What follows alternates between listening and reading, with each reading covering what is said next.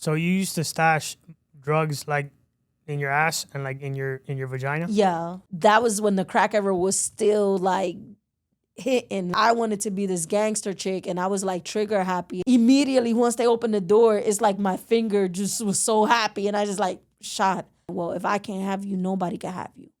That's when he stabbed me the first time. FBI, open up! The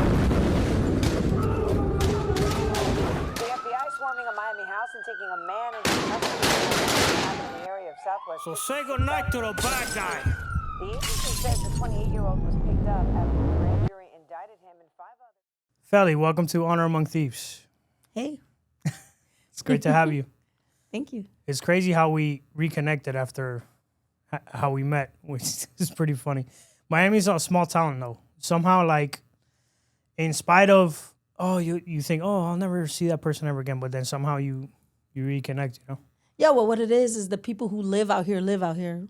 So they'll come back around and then you get so much tourists is that they just come for a weekend and leave, so. Yep.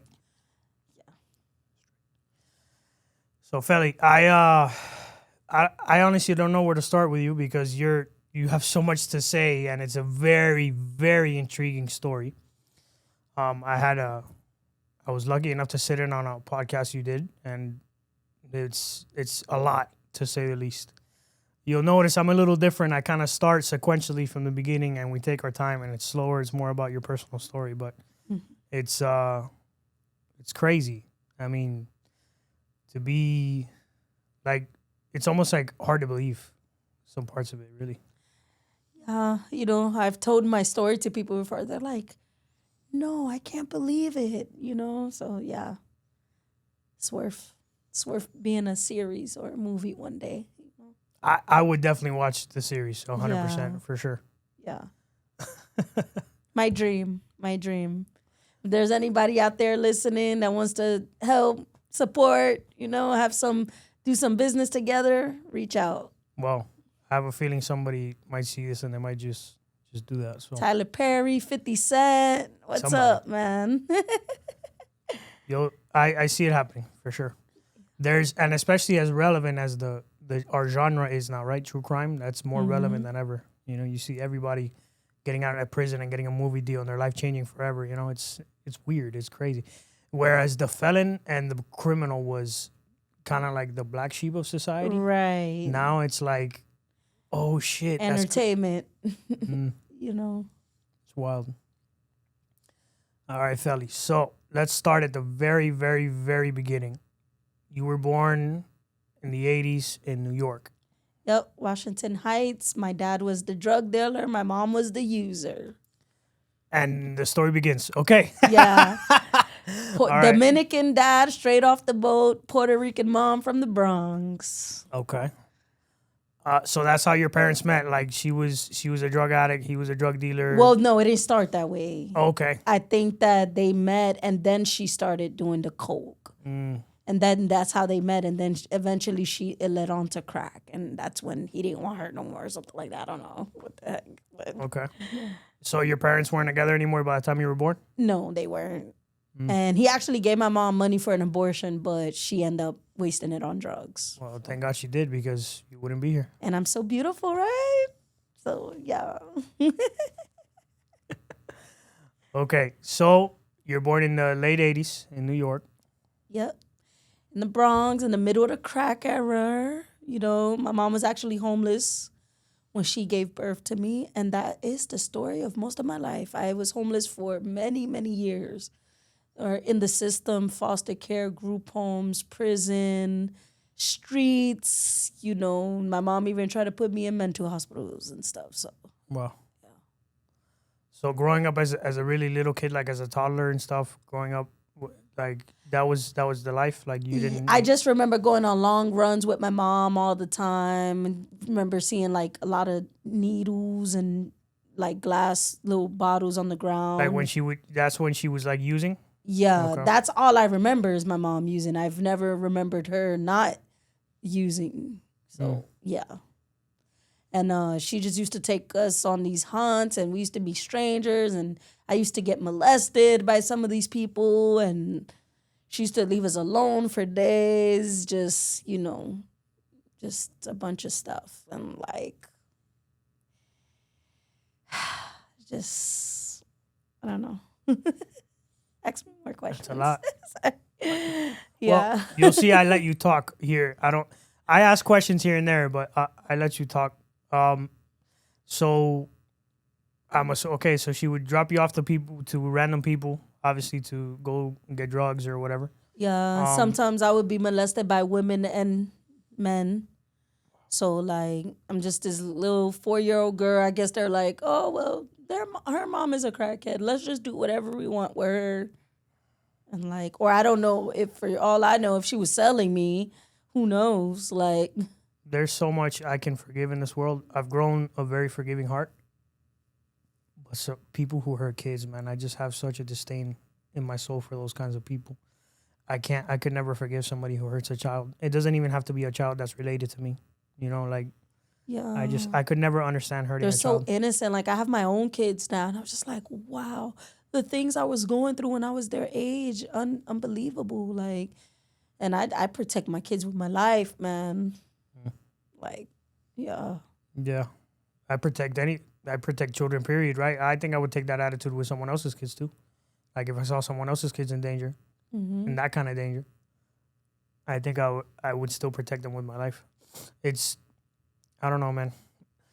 In federal prison, you hear the stories of the things, the way they treat, they call them chomos in federal prison. Yeah, chomos. The way they treat chomos and child molesters and that kind of stuff.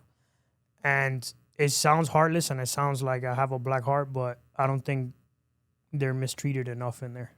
Mm-hmm. I think they should all be rounded up into one prison, one little island, and one by one they should all get the death penalty, one after the other. Pop, Yeah. pop, pop, pop. Yeah. If you hurt a child, you do not deserve to live on this planet. That's just my opinion. And again, I'm a pretty positive guy, and I don't really talk. I'm not aggressive at all, but that's one thing. That's my hard line in the sand, you know.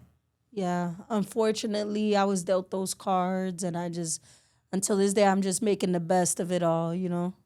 A lot of trauma, a lot of healing. Do you have a lot of like flashbacks or kind of PTSD, that kind of stuff? I wouldn't say like, flashbacks, but not the way you would think like, oh, a flashback like in a movie really quick or no. It's more so like triggers and feelings.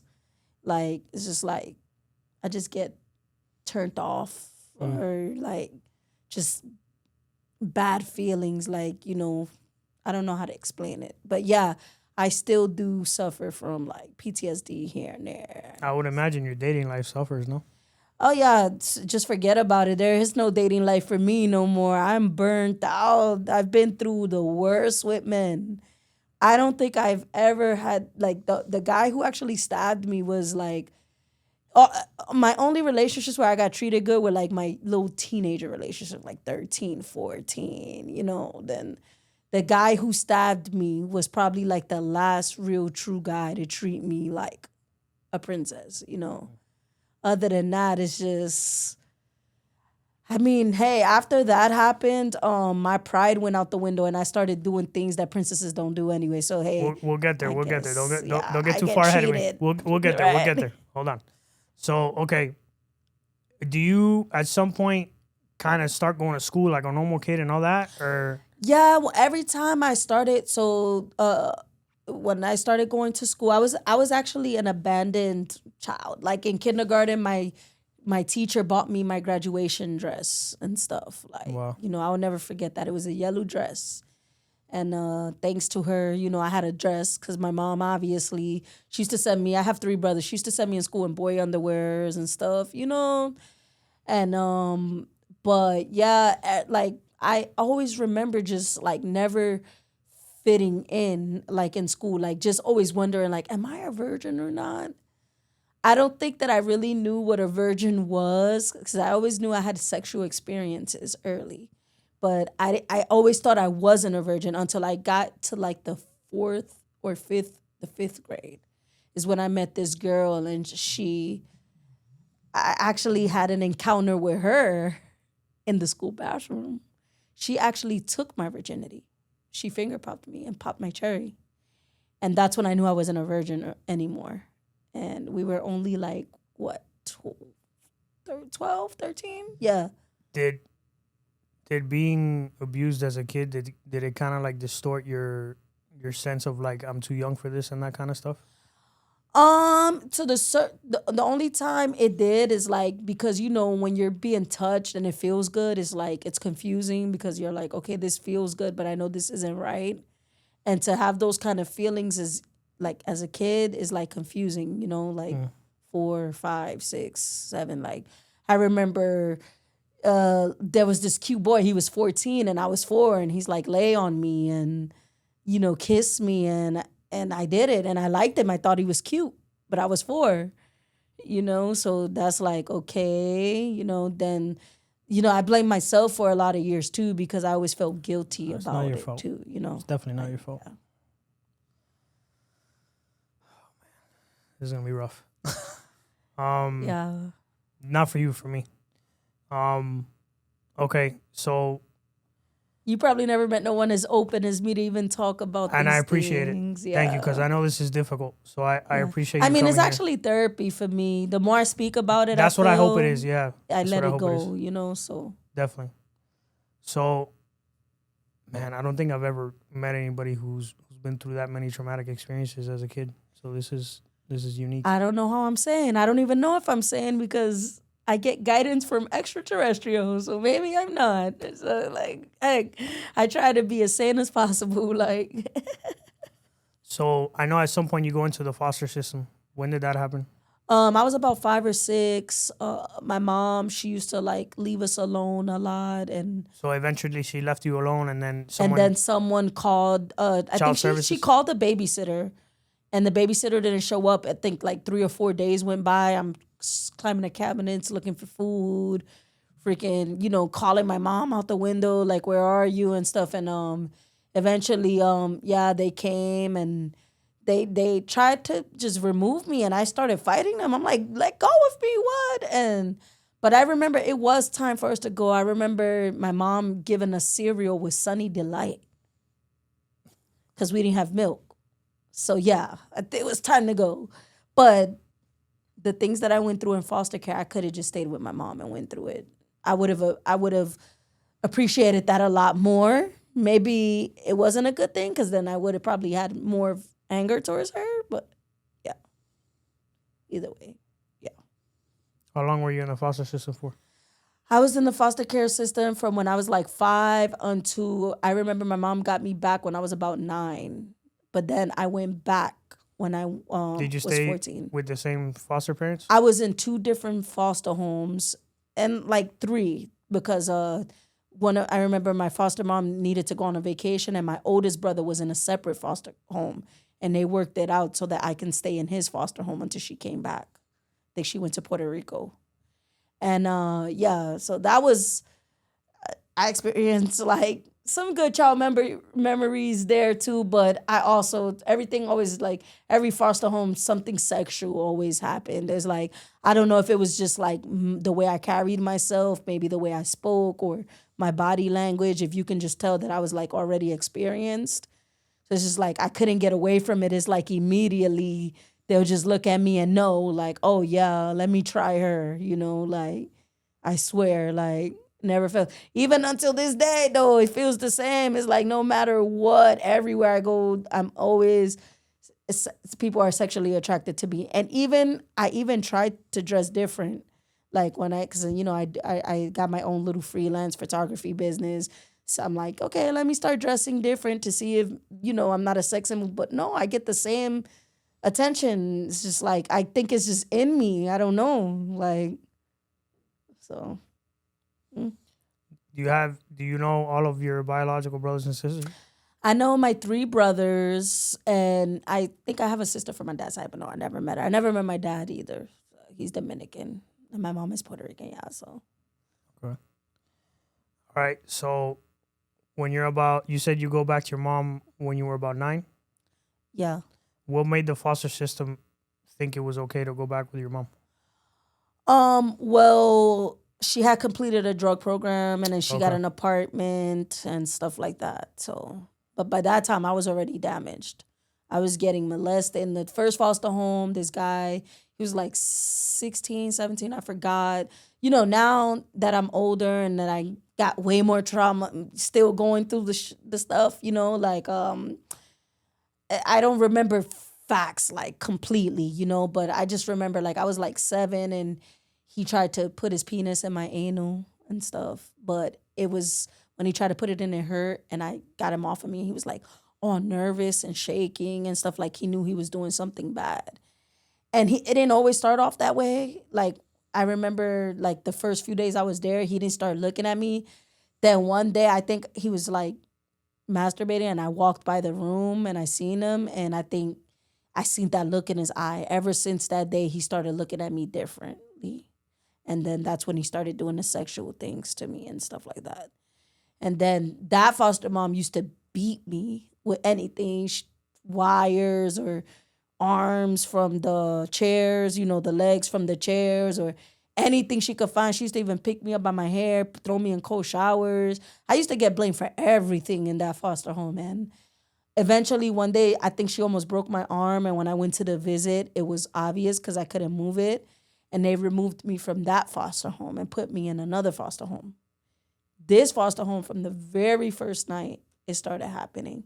And it was complete torture for like 2 years straight. Like, do you know if the government ever punished any of those people for what they did to you? No, they're not. They don't.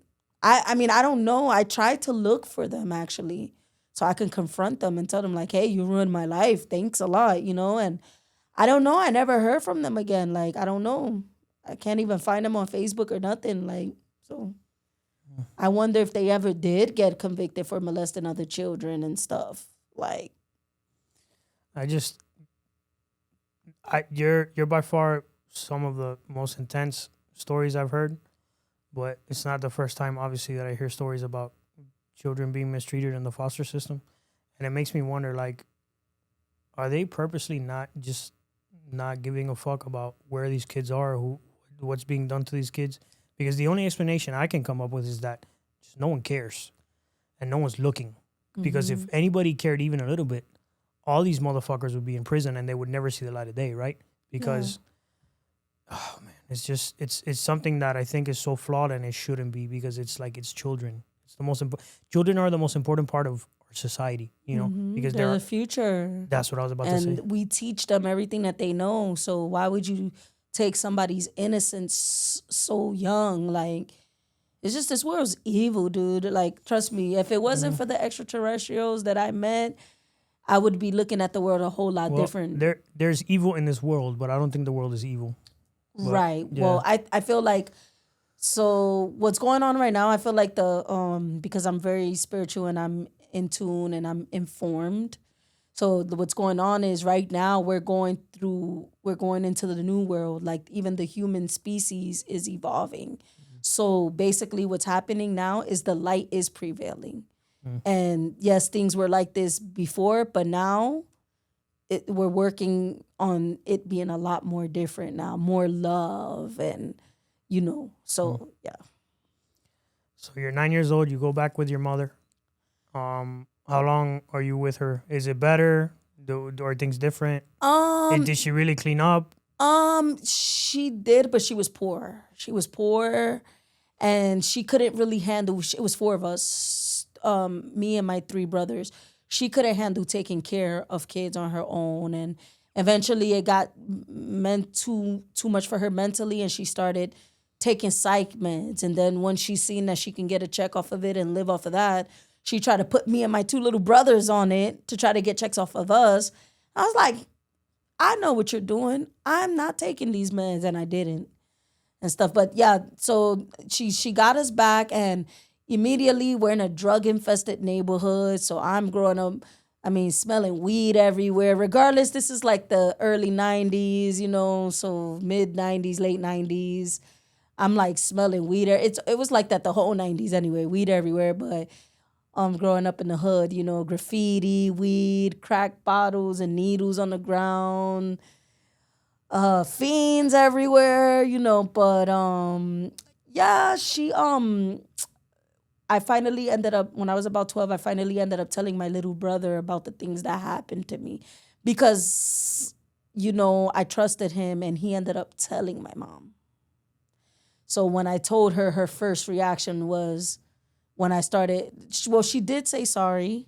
But then after that, when I used to speak more about it or throw tantrums or cry or let it out, she was just like, oh, yeah, I got to put you in a mental hospital. And that was her way, like no emotional. I never got like any compassion. I don't feel like I never got any compassion from anyone. Like besides that one, not even that one foster mom, because he was molesting me and she used to look at me like, what are you doing to my son? Meanwhile, I'm 7, he's freaking 14. Like, what? Like, it's just, man, like, yeah. So, yeah, I think that not getting that compassion made me, like, really tough, too, Like, man, eventually nobody gives a crap. Like, man, what you going to do about it, How old were you when you went into the mental hospital? I think the first time she tried to put me in there was 12.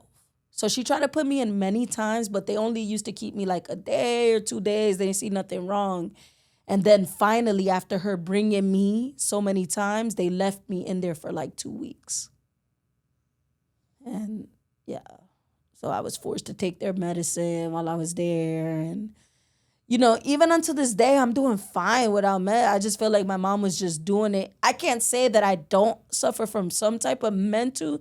I think like ADHD that comes from trauma, PTSD. I think my symptoms are more trauma related.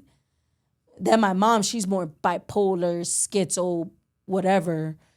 Sometimes I think I could compare myself to her, the stuff she's going through, but I think I'm just a little bit more stronger than her. I think like the difference is that she gave in to the whole, let me make a check off of this and live like this for the rest of my life. And I'm like, what? I want to do the opposite than what she's doing. So that's my motivation to like stay sane and to not give up and to all my abusers and people who just did me wrong. I just have to prove to them like, what? You chose the wrong one. I'm going to be great one day. Like, you're going to regret. And it's so true because now, like, some of the people who like from my old neighborhood and stuff that like did me wrong, they're like on my body now. Like, I'm like, oh, I love you. Oh, this, man, you don't love me. Where was you? You was one of my abusers, like, And I'm just like supposed to forget about it or whatever, like, no, like, it's because I'm still that girl. I'm just older now. I'm still that same girl picking up the broken pieces still trying to figure it out. Still no mom. I was a foster child. So my mom, she never came around and has been able to been there for me as a true mother. So I have to live with that. Then I already don't have a dad. So I'm basically, yeah. So just have no choice but to. So at some point you run away from your mom's house? I started, I didn't start running away until they put me back. No, I didn't run away from my mom's house. Because with my mom, I had it good. Eventually, I'm like, what?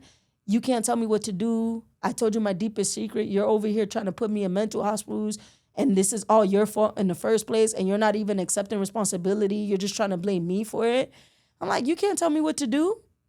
Like, at this point, it just got to the point where I started being around I used to look out the window, and I used to see all these drug dealers, women drug dealers too, Dominicans. I'm like, dang, the flashy life, the cars, the loud music. I'm like, dang, I can't wait to go outside. I just want to be outside. And I just hearing the stories of my dad being a drug dealer, for some reason, I always wanted to be like this drug dealer, gangster chick. And I got exactly what I wanted. And now I wish I can just take it back. I wish I could just be this soft, feminine princess, daddy's girl type of girl. But it's too late. The damage is done. I'm like this hardcore hustler chick, freaking businesswoman, entrepreneur. And I'm just like, it's over. I'm just like really strong and independent now. Like, So tell me the first time you kind of remember seeing someone like a drug dealer on the block and you being like, that's what I want. Just the second. So the was it? Can you remember like a specific person? Oh, yeah. There was this girl named Jamie. She was Dominican and she had a daughter. And she used to be out there hustling. And my mom used to babysit her daughter sometimes. And Just like, dang, she's getting money. Like, hold on. Like, me not knowing that they're immigrants for real. So they have no choice and stuff, you know? So even though I'm so American, I grew up around a bunch of immigrants. So I always wanted to fit in, but I never did either, you know? Like, and I always, when we moved to the second, because we moved to 2 different neighborhoods. When we moved to the second neighborhood, it was really predominantly Dominican. And I just loved it because I never met my dad. So it gave me a taste of where my dad comes from and stuff, you know, even though my stepdad was Dominican too, but yeah. And then eventually as I started getting older, my Spanish wasn't as good. And what's crazy is Spanish was my first language. I remember being in kindergarten saying jello, the color jello, and the teacher's trying to teach me yellow. And I'm like, jello. And how the heck now? I can barely speak proper Spanish or English, by the way. I'm in school, though. I'm taking English again, so yeah, whatever. Do you get approached about selling drugs, or do you approach somebody?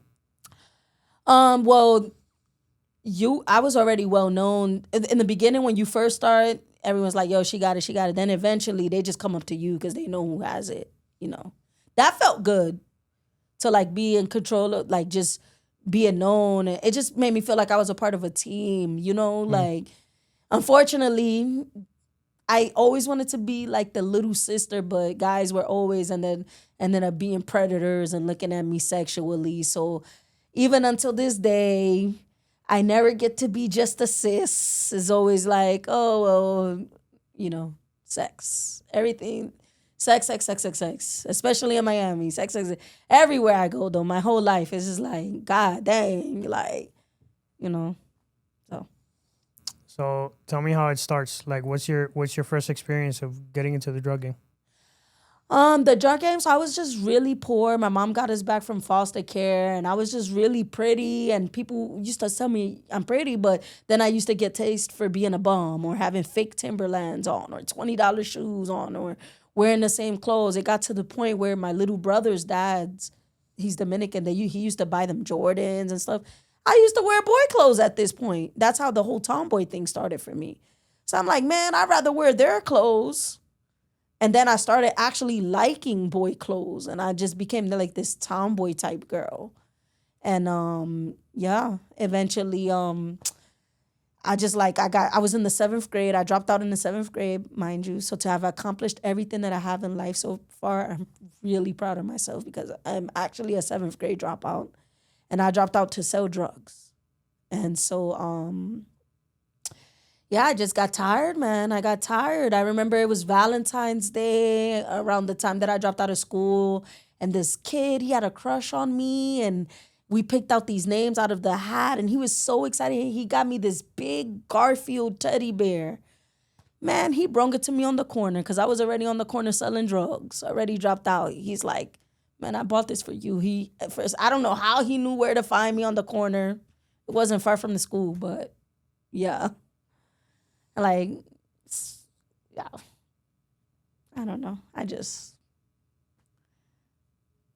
was cute, but I was broke. And like guys wanted the girls with like the new Jordans on. New York is so materialistic. Oh gosh. I've even now, like I'm still not materialistic like that. And that's why eventually, as I got older, I'm like, man, I got to get out of New York and I got to get away from this mentality and is like the way people think and everything. Like, it's not me, like, you know.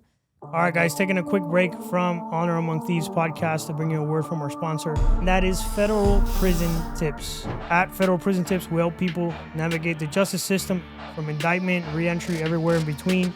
Whether you're a loved one trying to get relief for someone that you love that is in federal prison, you are currently in federal prison, or about to go to federal prison, we can definitely help you. Everything from plea mitigation, sentencing mitigation, PRSAR challenges, anything about guidance while you're in prison, actually what to expect if you're a first timer and have never been there.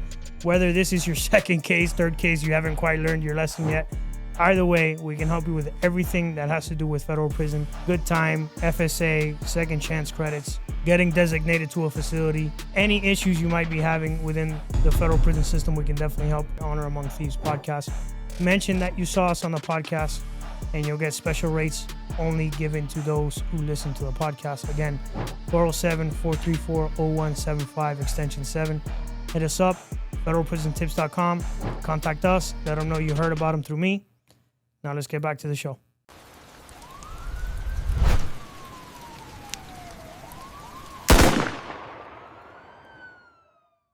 So, walk me through your first drug deal.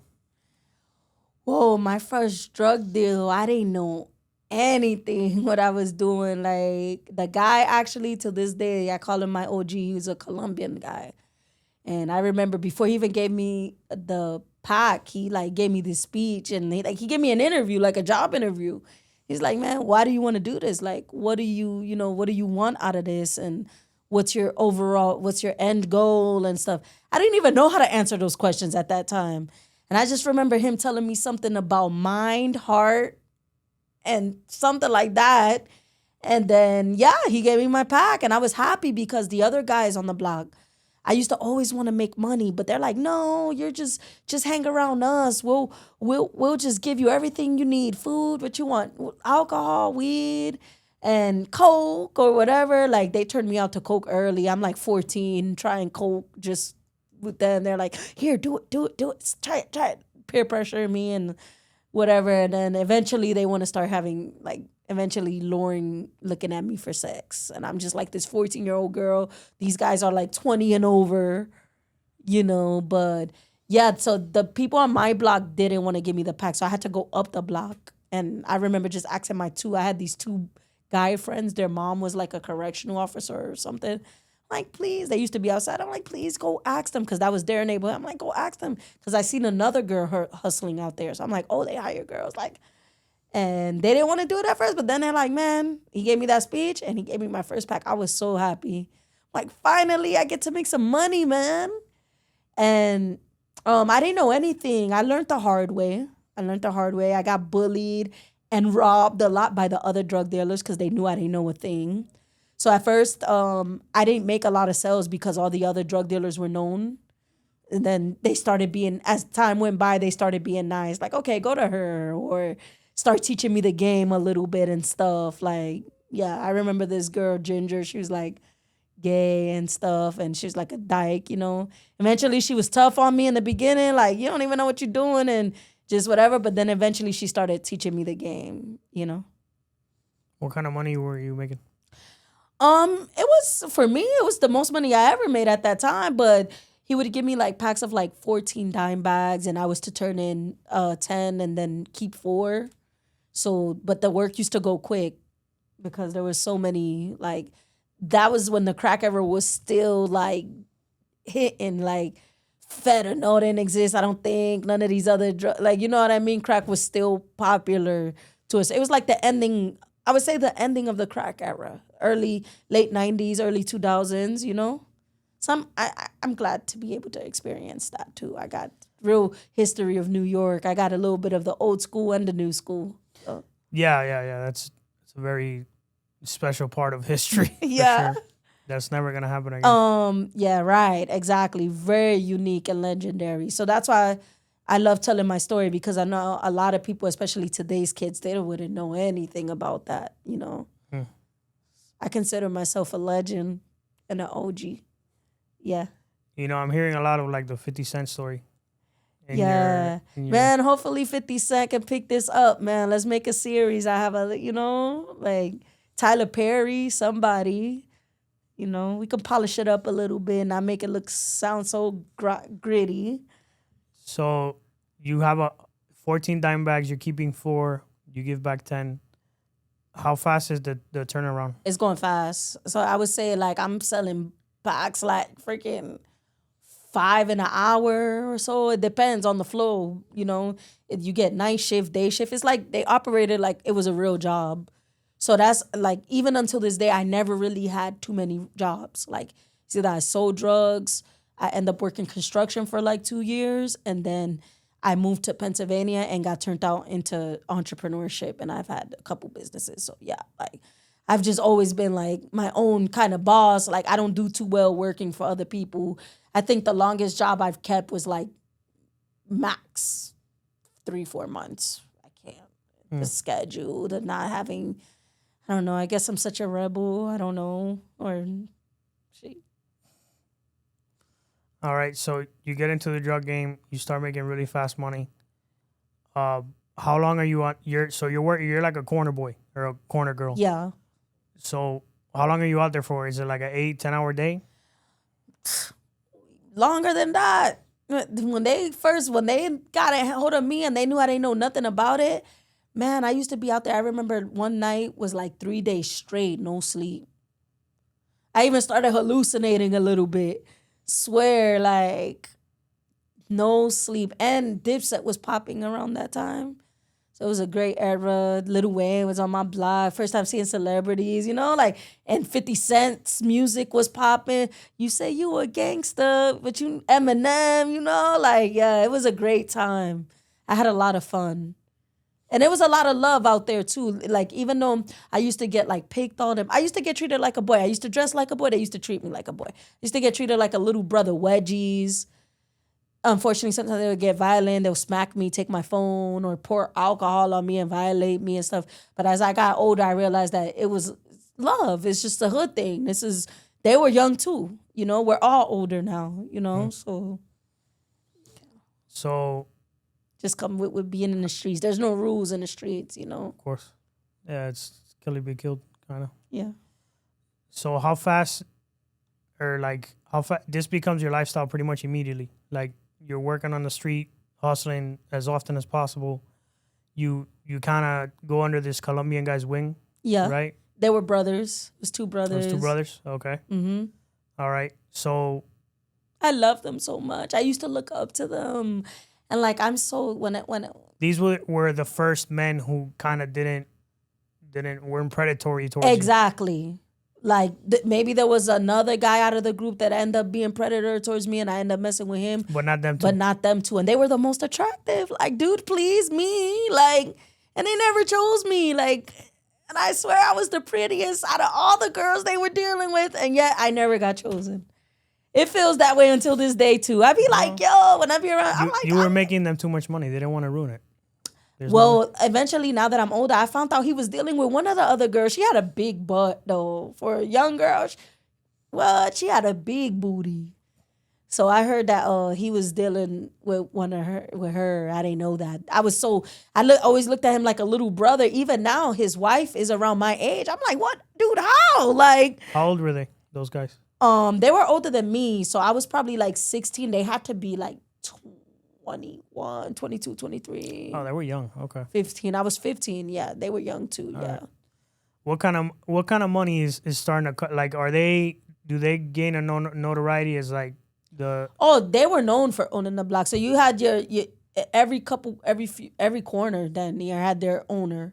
You already knew who was the owner to the block. So yeah. Okay. So you're dealing drugs with these guys. They take you under their wing. It looks like that's their neighborhood, that's their territory. Mentally, do you think you're turning a corner? Like, do you think you're like do you feel like, damn, life is different now? Yeah, like it felt like family. It was the closest thing to family I ever had. I grew up in a foster care system. It just felt like family. I remember one day we wore the same white tees and we all bought the same sneakers. And, I popped my first E-pill with them. And, E-pill makes you feel loved. The MDMA was created for struggling couples in marriages. So they created the MDMA drug, and that was the drug they prescribed. And then now the married couple's in love again or whatever. So that's what the drug did. And I was like, I love you guys. I was so innocent and vulnerable, man. Like, yeah. Then eventually, I thought just when I was getting the hang of being a drug dealer, I made my first direct sell. Made my first direct sell. I was on E. The lady, she just looked Puerto Rican. She just looked like I seen her before. She looked familiar. And they're like, everyone was like, we don't know her. They asked me, do you know her? I'm like, yeah. Something in me said, yeah. And I did it. And that was my first direct sale. I remember it clearly. So good thing I didn't have any drugs on me. And by the time I got to the corner store, that's when they arrested me. I didn't have any drugs on me, but I could have got off. And if I would have went to court, and all the guys on the block, they're like, you better go to court. I'm like, man, screw that. I'm like, what?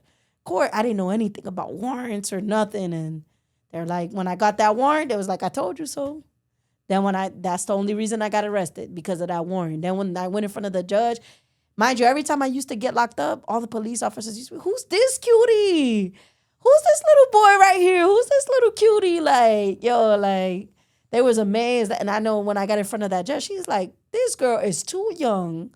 What is she doing in here for, a drug sale? Like, she immediately sentenced me and was like, you need to go to this detention program. And I didn't realize it until I got into the detention program. Like, it was my first time being in the country, that ride, seeing the farms and the cows. I've never seen anything like that. Like, I literally only knew the corners on my block, you know, that's it. Like, the Bronx and Washington Heights, you know, like, and then when I got in there, you know, we got anger classes, and I started seeing why. I had a hard time in there, though. Like, all the other girls left in around 6 months. I ended up staying 18 months because I just had a problem with authority. I just didn't know how to follow rules and communicate and all that stuff. And you know what's crazy? They gave us a relationship class that taught us about the red flags of someone who's abusive. And it's crazy because I didn't see any red flags. That's how I met the guy who stabbed me, by the way. You met him in prison? I met him in the juvenile jail. Yeah, so when I was on my way to go do my bid, he was just getting out.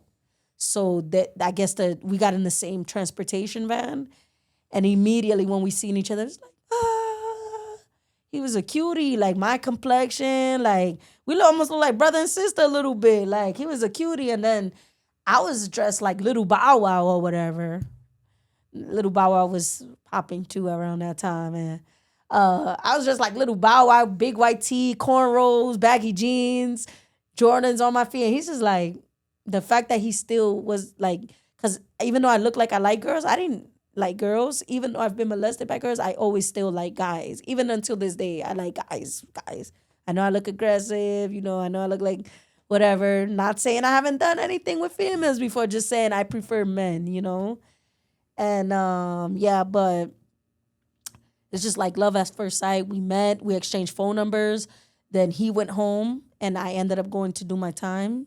He wrote me letters, sent me pictures, used to call me. Then while I was in there, he ends up going to the military, to the Army Reserve. And, you know, it was when you're in a juvenile detention center, the only people who are supposed to contact you are family members.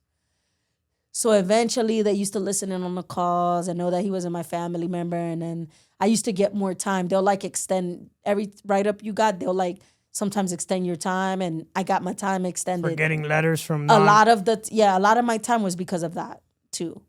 So I just kept getting, and then I'm like, babe, I can't. I'm never going to come home. Like, you got to stop. And then we lost contact. What was the juvenile, to walk me through the juvenile detention center? Like, what was it? What was a regular day in there? It was, you know, you wake up and immediately just classes. Like, you got. So it was like high school? Anger management. Sort of. We had school. Yeah, we had school. I actually made it from the 7th to 10th grade in 18 months in there. So I was working hard. I'm like, hey, because I was already behind. I'm 15 in the 7th grade, then turning 16 in the 7th grade. It was like, I was behind. I'm like, okay, this is my opportunity. Then I had this great counselor there. His name was Mr. Clark. And he used to look angry all the time, but he was really nice. And he taught me the word curmudgeon. Curmudgeon means an angry, ill-tempered old man. And I used to call him that. But he really was nice. Him, and there was another counselor, Miss Glover, that she used to teach me a lot of female things that, you know, I never learned, you know, and like the anger management, the relationship classes. I forgot what other classes, but those were the ones that I found most useful because, you know, they taught you about win-win situations, win-lose. I learned a lot. We even did, that was a great facility. We even went like bike riding and sledding, play softball, and it was pretty fun. I never experienced those type of things before growing up in the Bronx, you know? So I've never been to juvie, but the stories Jason tells me about juvie are horrible. At least the juvie he went to. I So think for would, women, it's always different. I would assume so. Yeah, I would assume so. Yeah. So you spent 18 months in there. I spent 18 months in there. What happens when you get out? I get out. I didn't get no visits from my mom. My mom was too poor. When it was time to be released, these girls had their fits and they're bragging how they got these outfits. And I'm going home in the jail clothes because my mom was too poor to bring me a fit or come get me. So I had to take the van. Was it a bus? Yeah. And then eventually my friend came and got me from the train station. Like the super's daughter. She was fresh from Puerto Rico. And we became friends before I got arrested. But we ended up falling out because she was just really Hispanic and I was more American. And I just never felt like I fit in. And I used to always borrow her clothes. And I just always felt like the needy friend who always bummy friend, you know. And eventually I just got tired of being that girl. And that's how we end up going our separate ways. She ended up being like a bottle girl, looked like a Barbie right now. And I end up being the gangster thug chick that went to jail and all this crap, you know. At least I'm an entrepreneur. I mean, something good came out of all of this, you know. But yeah, the little brother picked me up actually. And I remember as soon as I got out the train, the streets, I grew up. Now I got this women body. I had to start dressing like a girl now. I remember saying that. I'm like, oh no more boy clothes for me. Look at this. I got thighs, butt, titties. Like I basically hit puberty in there for real. Like, especially just sleeping and having meals. Like when I was on the streets, I wasn't really taking care of myself, you know? And yeah, the streets look so small. I'm like, dang, like I grew up. Like, it's insane. Even when I go visit my hood now, I'm like, wow, I really come from here. It's like so crowded and like, wow, I come from here. Like, just imagine the peer pressure every day of having to come out, men, women, like, I don't know how I did it. I'm telling you.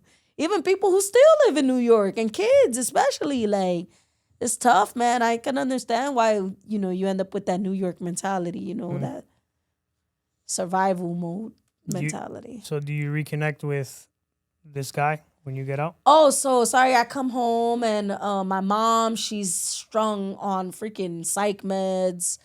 I thought that she would be excited to see me. No, she was sleeping. Mom, I'm home. I'm like, Mom, I'm home. She's like, what do you want?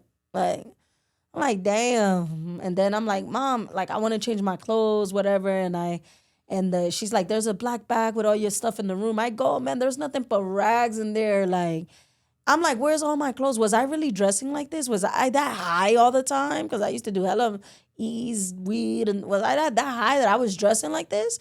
Freaking, like, a white t-shirt that looked like the floor was cleaned with it. Like, not even the only decent shirt that I could find was my shirt that I did my first communion in. Wow. I had nothing. Good thing my oldest brother did had a job working at Foot Locker. And down the line, he ended up getting me some Converses and like 2 outfits. And then the aftercare program, like kiddie probation, they end up giving me like gift cards to get, but it wasn't enough. But I was able to get some things, thank God. But yeah, eventually, you know, it was time to hit the streets again. That's how poor I was. It's like, how y'all want me to go to school, but I don't even have clothes to go to school. It's like, so I end up then from skipping from the 7th to 10th grade, when I got back into high school, it just wasn't the same. I was lost. I went from a middle school to now having to navigate the classes of a high school hallway. And I just found I think I stayed for 25 days. The first 25 days was just confusing, stressful, and I felt a lot of anxiety, especially when math came. I was lost. I'm like, man, I quit. And I dropped out and I said, called the people. I'm like, man, I'm ready to work. And I was scared at first because while I was arrested, the main people who owned the block, they got arrested too. Like, the block was hot. And they was trying to give me day shift too. I was used to night shift. Night shift, I just feel like it's a little bit easier. But day shift, you don't know who's police, like undercover, none of that, like. And I had no choice, man. And I really didn't want to be out there, but I had to do what I had to do. And I was scared to death. Luckily, I was paired with my buddy to be my coworker that we used to hustle together before. And, gay kid. And I didn't believe. There was always signs he was gay, but he was my friend so bad that I defended him. And then now he's fully out the closet. So, but he actually used to be really good with stacking money. So I used to admire him for that. He used to always have like his money stacked up, So when do you run into this guy again? Sorry. So then about 3 months later, I'm back hustling and I get this phone call from this guy. And he's like, do you remember me? I'm like, who? Because I end up meeting another boy with the same name. I'm like, oh my God, babe, where you at? Where you at? Like, babe, I would like, come on, you my baby. Like, come to find out he was renting a room right down the block from me, like 2 blocks away, 3 blocks away, just like right around the corner. So then we end up meeting that night and we stayed up all night talking, just catching up all night talking. He was in the military. Then he got out because it was too much for him mentally. And I think he got, he was claiming insanity to get out, which come to find out he really was insane. Yeah, anyway, we'll get to that. We'll get to that. So he got out but he was doing good for himself. He had a great mom and a father. He was working as a mechanic with his dad and he was in college to fix airplanes and he was doing his thing. And then here I come with my mom who's sleeping all day and no dad and no structure, no guidance, no nothing. And I'm like, I already was on the run from kitty probation because I'm like, dude, you want me to go to school looking like this? You're tripping. I'm gone. Like, and I wasn't complying with them and I was already messing up and, then I meet him and then I never left from that night. I stayed. He had a girlfriend. I made him break up with the girl. He's crying on the phone. I'm like, come on.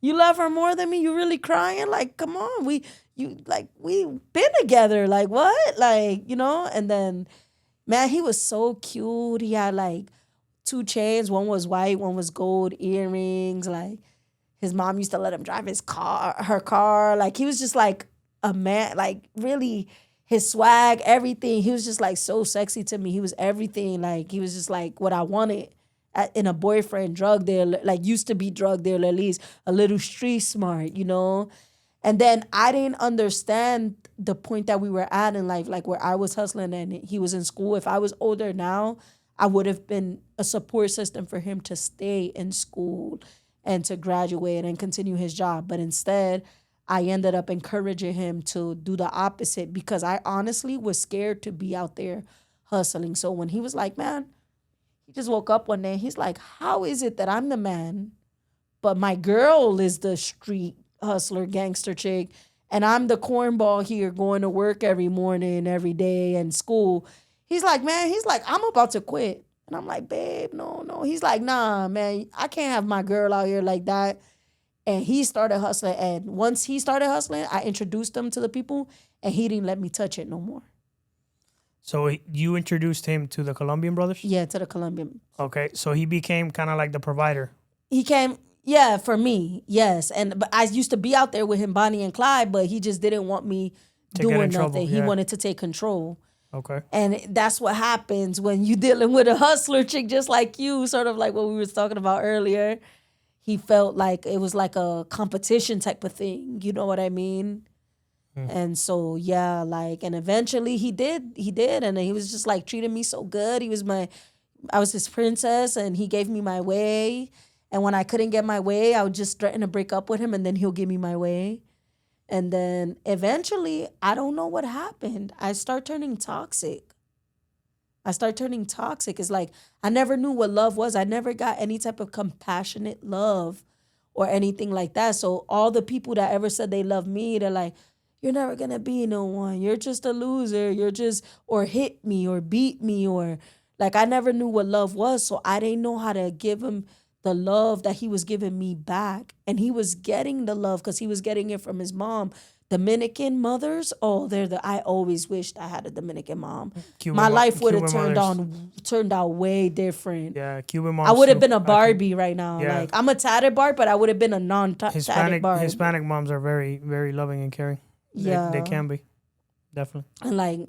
And so he was getting that, and I just remember when eventually he brought me to her, and I just felt like, oh my gosh, he had 2 little sisters too, and I never had any sisters. I got 3 brothers, so it was just like, wow, it was just so good. And then I don't know what happened. I think I started taking his kindness, like the softer he was being with me, it started turning me off. It wasn't even that. I think that, that first night we met, we never separated, and I started feeling smothered. That's how it started. I just started feeling smothered. Like, he was infatuated with me. He wanted to have sex with me like 10 times a day, 20 times a day. And like, dude, we used to just go all day. No food, no nothing. Just sometimes all day. That young, horny, I'm 16, he's 18, so like young and like, man, like, and it's just like, I just started feeling like, okay, I need to breathe. Hold on. I feel like that even with my kids sometimes. Like, okay, baby, hold on. I need some space. Hold on. Can I go lock myself in the bathroom really quick? Like, I just need some space. It was just that type of feeling. And I didn't know how to express it. So when I did finally express it to him, he took it in a bad way. He's like, what do you mean? Like, I thought love you. Like, yeah, I thought this is what you wanted. Like, yeah, because we took it as far as getting each other's name tatted on our neck. Did you cover it up when you got a... Yeah, and it's a horror story because the tattoo, the free cheap tattoo, all I know is I didn't have the funds to get it covered up. And I'm like, just cover this guy's name. He killed my cousin and stabbed me 33 times. Like, I need his name covered now. Like, and they put something real ugly on my neck, man. That's crazy. So I had to live with it for years before I realized, like, I'm too beautiful for this ugly ass tattoo. Like, a lot of my opportunities, man, and his mom said it. His mom used to tell us, like, when we brought up the whole tattoo thing, she's like, get it on your arm or something. And my crazy Puerto Rican self, like, no, on the neck. You're mine, I'm yours. Everybody got to see it on the neck. Like, I really didn't understand the severity of getting a tattoo, especially of someone else's name. And even though the mom was trying to explain it, it was like, I didn't fully grasp it. And I honestly ruined my life with these tattoos. I lost a lot of opportunities. And when we're kids, we make bad decisions, It is what it is. All right, so let's talk about, how this led up to getting stabbed and everything, how that happened. So this builds up, I'm assuming, like the kind of like you not wanting to be with him, or kind of like... Well, it's more than that. So what happened was we were working for people, but he was used to working for himself. So the type of money that I was getting, the little $40 a pack, wasn't enough for him. He's like, man, we need more. Like, I'm used to more. So he's like, well, I have an idea. He's like, why don't we start bagging up some work in the same color baggies and she won't know.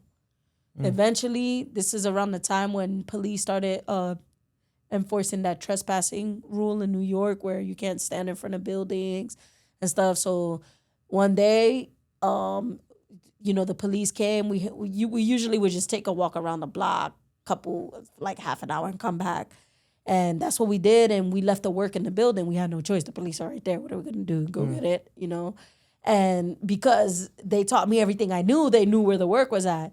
And I think that what happened was they explained to me that later on after I got stabbed that we started bringing in less money. So that's how she caught on. It's like, you're not bringing in as much money anymore. So then she started marking her baggies because she knew something was up. And when that happened, she got the proof that she needed. And they tried to burn us from the block and tell us that we couldn't hustle there no more. But that's all we knew. So we eventually tried to go to other blocks, like around the way, because every corner was damn near a drug dealer. And we were already known for being the couple who sells drugs, But eventually they weren't paying enough. It wasn't the same. And, because I had it good with the Colombians because I already just did a bid for them. You know what I mean? So I was getting G-packs, man. They were giving me, it was like, the family member, the mom took over the block. I was like, man, I don't want nothing to do with this. Here, take it all. Man, I wasn't getting 14 bag packs no more. I was getting 100 bag packs. Like, I don't know what to do with this big as heck. I can't put this in my booty crack, how I used to stash it, or vagina or whatever, you know. And so wait, hold on.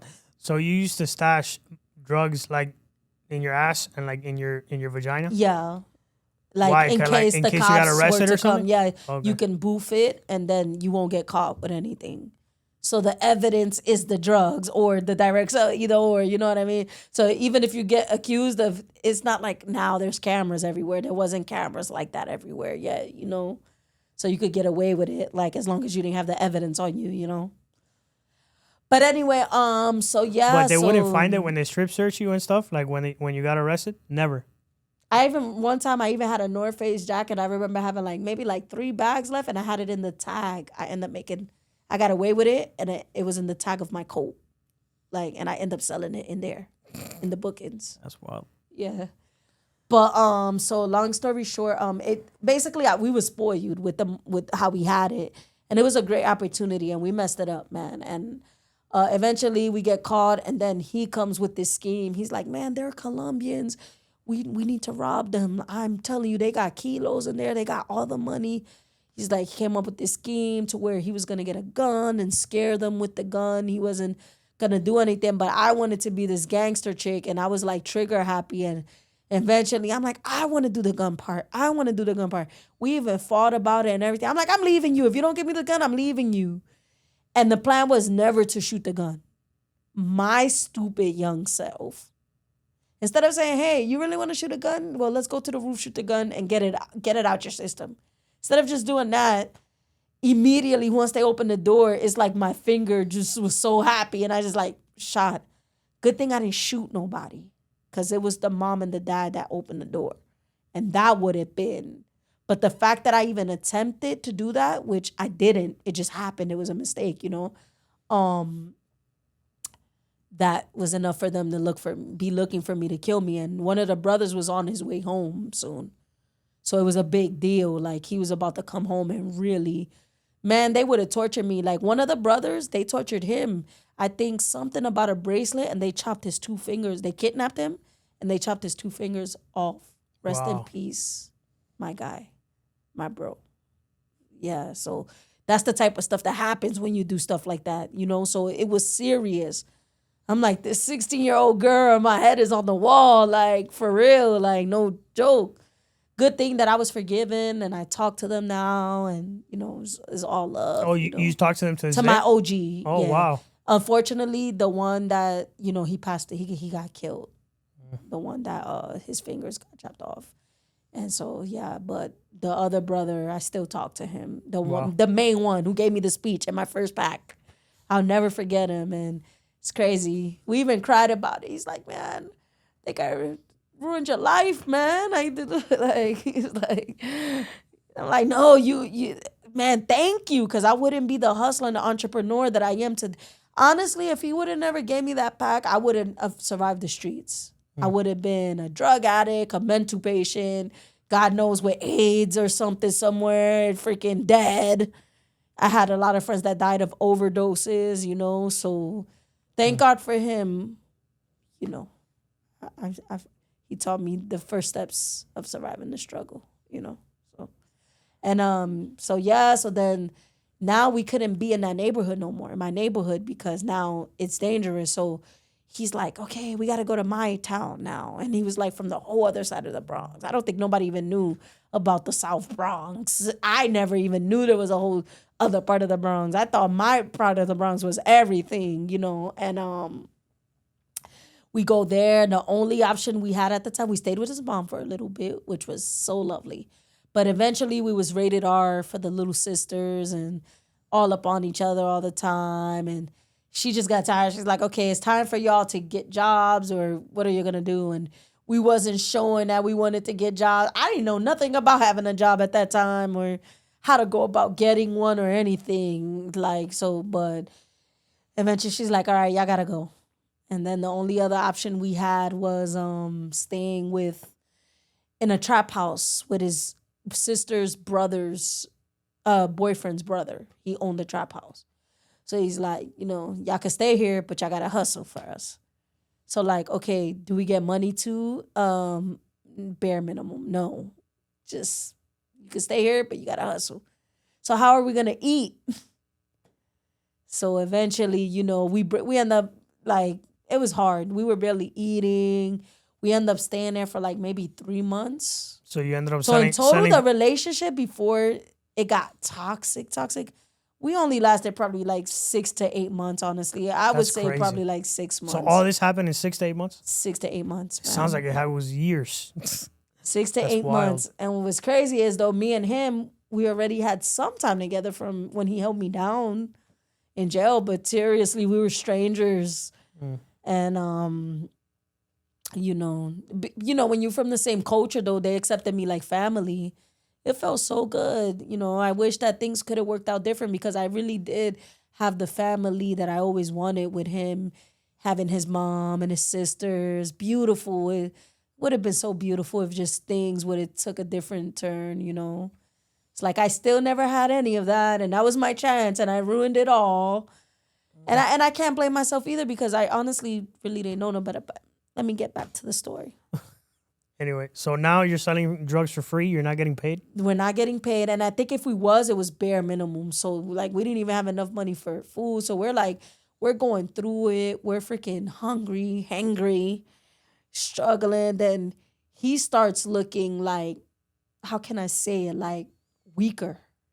Like, I always loved a strong alpha male. Like, he started like, I think that life was beating him down a little bit because eventually he dropped out of school, his job and everything just to be with me and to hustle with me so that he can be the man in my life. And then he did all of this for me. And then here we are in a bad situation. We can get killed, anything. We're living in a trap house.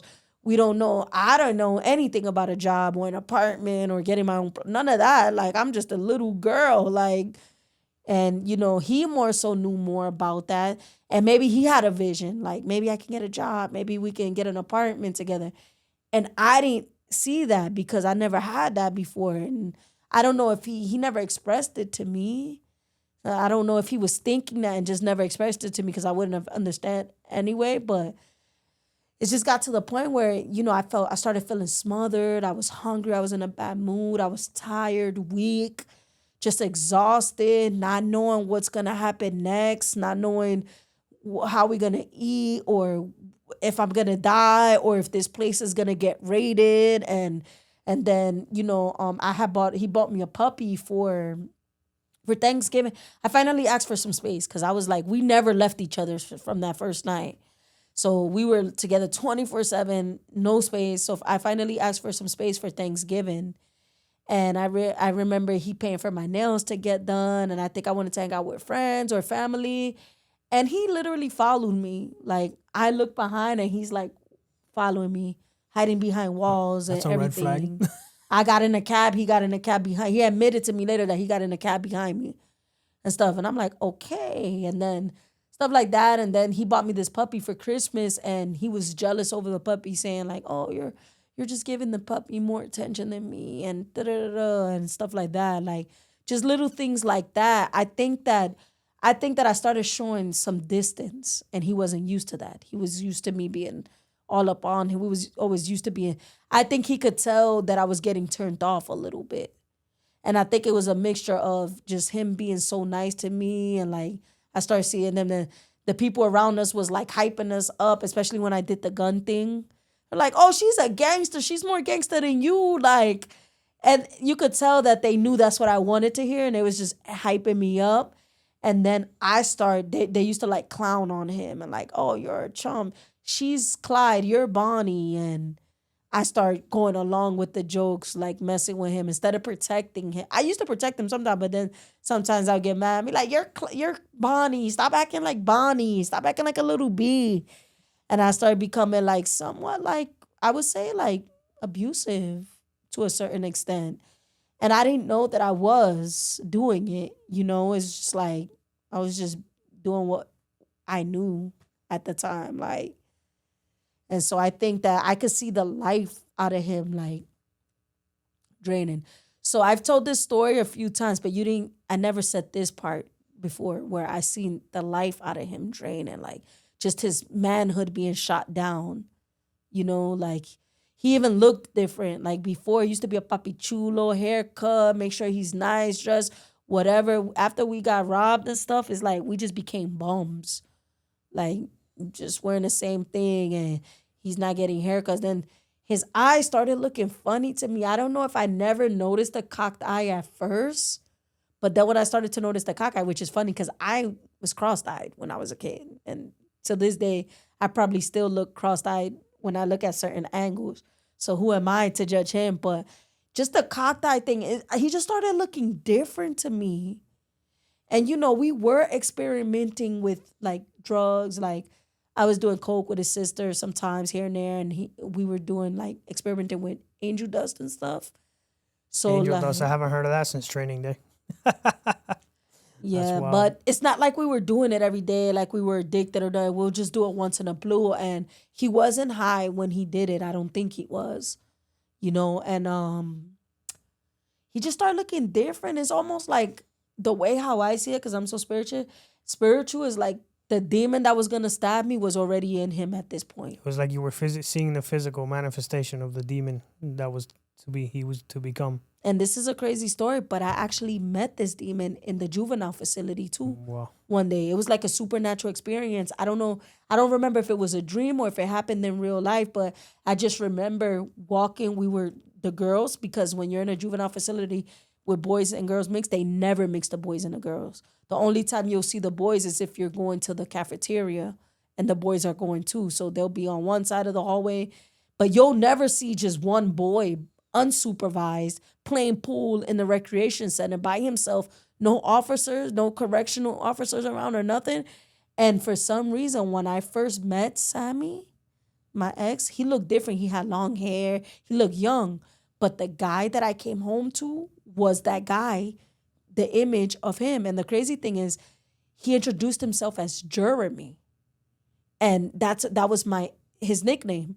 Like his first name was Sammy, and I used to call him Sammy. I got Sammy on my neck, but his family used to call him Jay or Jeremy. So the guy who introduced himself to me at the at the recreation center name was Jeremy. That's why when I first got the call, when he called me, I didn't know if it was that Jeremy or that Jeremy. And come to find out, I don't know if all of this is like insanity from the trauma that I went through, but I swear that this is not a lie. Even the whole extraterrestrial thing, like I swear this is all real for me. Like it's real. Like it's insane. Like dude, like call me crazy if you want, but I swear to everything, my rent just got supernaturally paid. Like I'm literally like an evolved human being. Like I swear to everything, on August 1st, my rent, the rent attempted to get taken out of my account, but I lock my account sometimes, so it turned into red, and then I end up spending the money on something else. I'm like, okay, it's all right, I'll just pay it later. And on August 5th, it's showing that it's paid. And I'm checking the Cash App and my receipts to see like where could this payment have come from. There's no record of the payment being made, but on the app, it's showing that my rent is paid for. And what's going on is right now, the human species and the world, we're entering the new world. We've been entering the new world, but this weekend is the new moon happening, and this is where we start evolving. A lot of us start evolving into the fifth dimension. So you either stay stuck into the third or fourth dimension. It's a choice. It's a long thing, but it's crazy. It's like God paid my rent because he's like, no, you need to be home for this. Like it's a lot of meditation. If you want to evolve with this new human species that's being created right now, you have to be it's work, it's meditation. It's not like it's happening naturally too, but you'll be a step ahead if you actually do the work too. I don't know how to explain it. Like it's so much. But anyway, back to the story. Yeah, I'm telling you, I really experienced meeting the demon ahead of time. I believe you. But, all right, let's get back to the story. Sorry. Yeah, I guess it's all right. So I sound like a freaking psychotic girl. It's all right. So The relationship starts declining. Now walk me through that day, the day of the stabbing. So the relationship starts declining, and I'm just like hungry. I'm tired. He's hungry. He's tired. We're edgy. Then I start getting addicted to the coke a little bit from doing it with his sister, and sometimes there'll be like a bag left over, and he'll be like, "No, this is for food." And every other time, I'm like, "No, give it to me," and he'll give it to me. Or if I be like, "No, if you don't give it to me, I'm leaving you," and he'll be like, "Man, this was for food. Like, what are you doing? Like now because he didn't mess with the coke. You feel me?" So eventually this one night I wanted the bag, and he's like, "No, this is for food." And I'm like, "Well, I want it. I don't care. Like, just give it to me."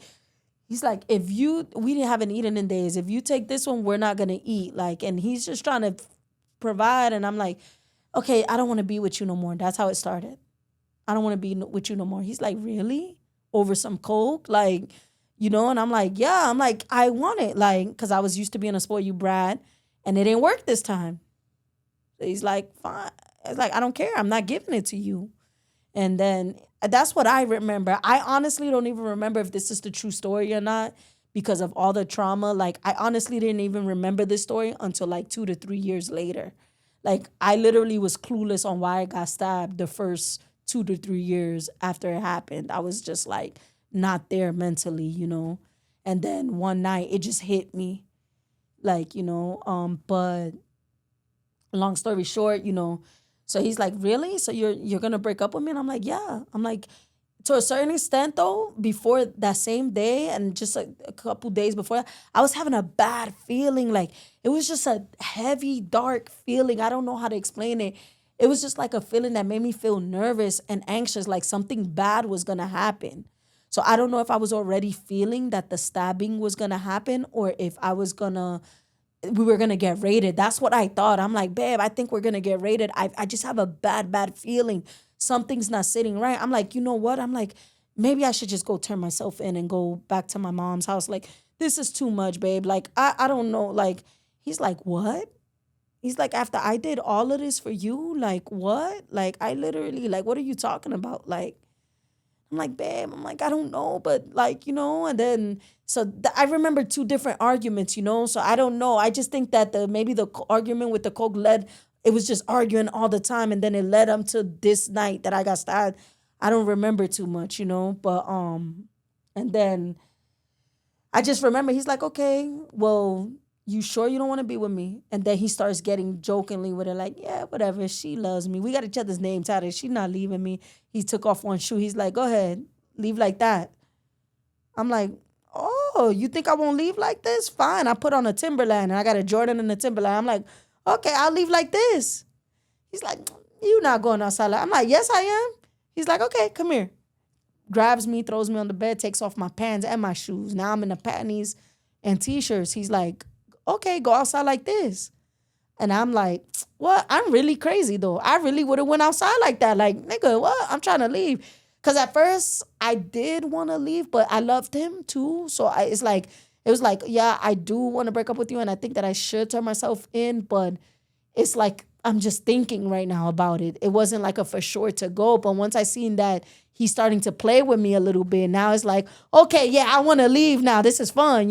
Some type of, we've been arguing, that we playing a little bit, like, okay, this is fun. But I really was serious though still. I still was feeling that heavy feeling still. But knowing that I couldn't even go back to my hood because my head is on the wall still too, So it's like, I just didn't know what to do. You know what I mean? And so then after that time, I'm like, I will go into the hallway and yell, "Help.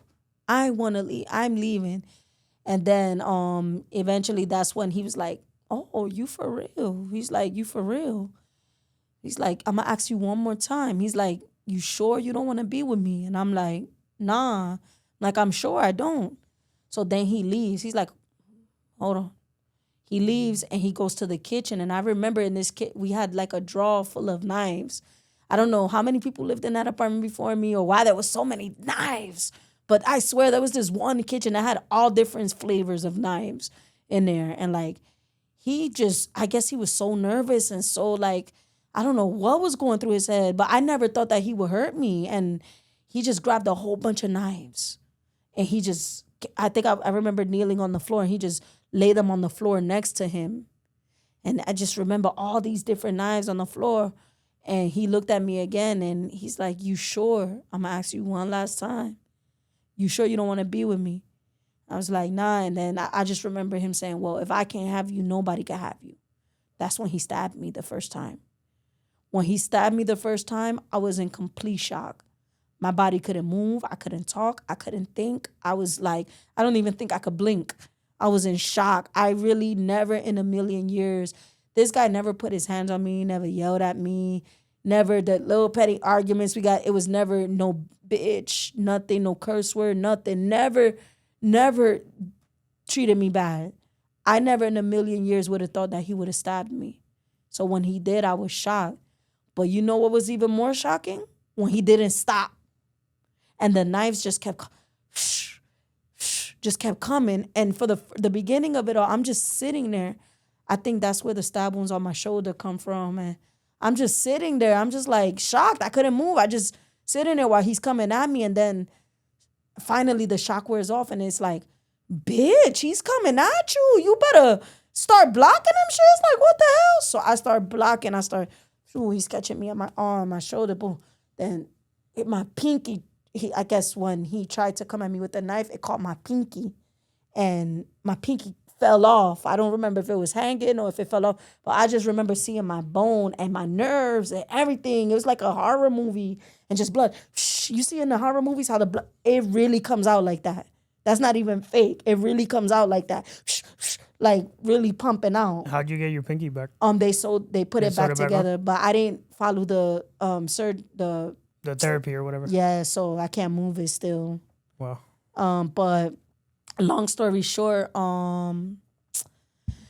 he just keeps going, and then I start blocking. But then with my pinky, I'm like, oh hell nah. I just start to give up at this point. I'm like, I just lay on my back. I'm like, okay. Because he was stronger than me. He was buff. He just came from the military. He was like in shape and buff.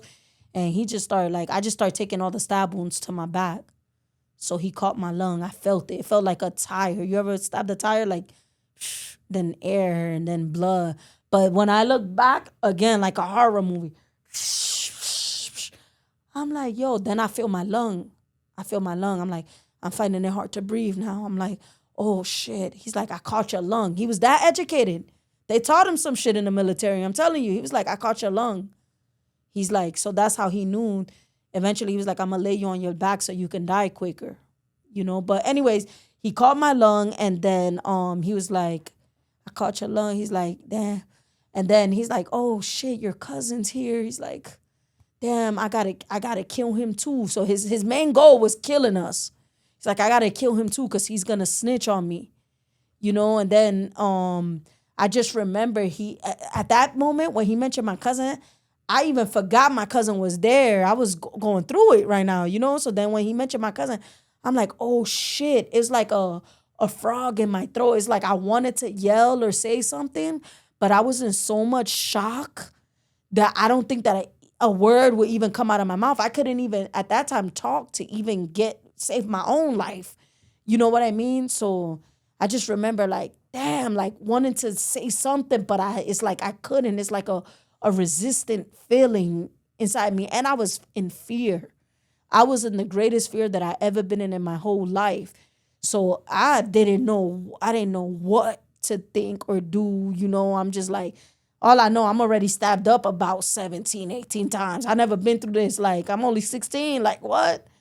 And then I hear stumbling, 5 minutes worth of stumbling or so. And then he comes back and he got the bloody knife and he's like, he's not moving. I killed your cousin. Oh my gosh, Ma, I killed him. I'm like, what are you? Then I'm like, what? He's like, he's not moving. Then he just looks at me. He's like, I got to kill you too now because you're going to snitch on me. He really came back and started stabbing me. He came back and started stabbing you again? And at this point, I couldn't even move or do nothing. I'm already stabbed up already. My lung, my pinky. I'm already just laying on my back. I'm already just laying there. What can I do? I'm helpless. I can't fight no more. I'm bleeding to death. I can't even breathe my lung, And then something while he was stabbing me, something just clicked in my head and was like, bitch, he's coming at you. Say something. And immediately my little manipulative ways came in. And I'm like, baby, I love you. What are you doing? I really wasn't gonna leave you. Like, what are you doing? I love you. We got each other's name tatted. Like, you think I was really gonna leave you? Like, what are you doing? And he starts getting back into sense. Once I start talking to him, he starts like snapping out of it a little bit. Now I'm calling the shots. I'm like, babe, just take off your clothes. Come on. I'm going to say that a black guy, please don't let me die. I'm going to say that a black guy came in here and he tried to rob us or whatever, you know. And he's like, okay. I don't remember if that was before or after my cousin. All I remember is at a part, so the living, we had a living room in there, but it was, mind you, this is January 20th, 2005. New York winter, it's snowing outside, it's cold as heck. So if it's the perfect time to die, because like when you're dying, you're already cold, your body's getting cold, you're dropping in temperature, and like the living room didn't have no light. So I think he knew that, and that's why he was like, I just remember him picking my body up and he's like, I'm gonna lay you in the living room so you could die quicker. Those exact words.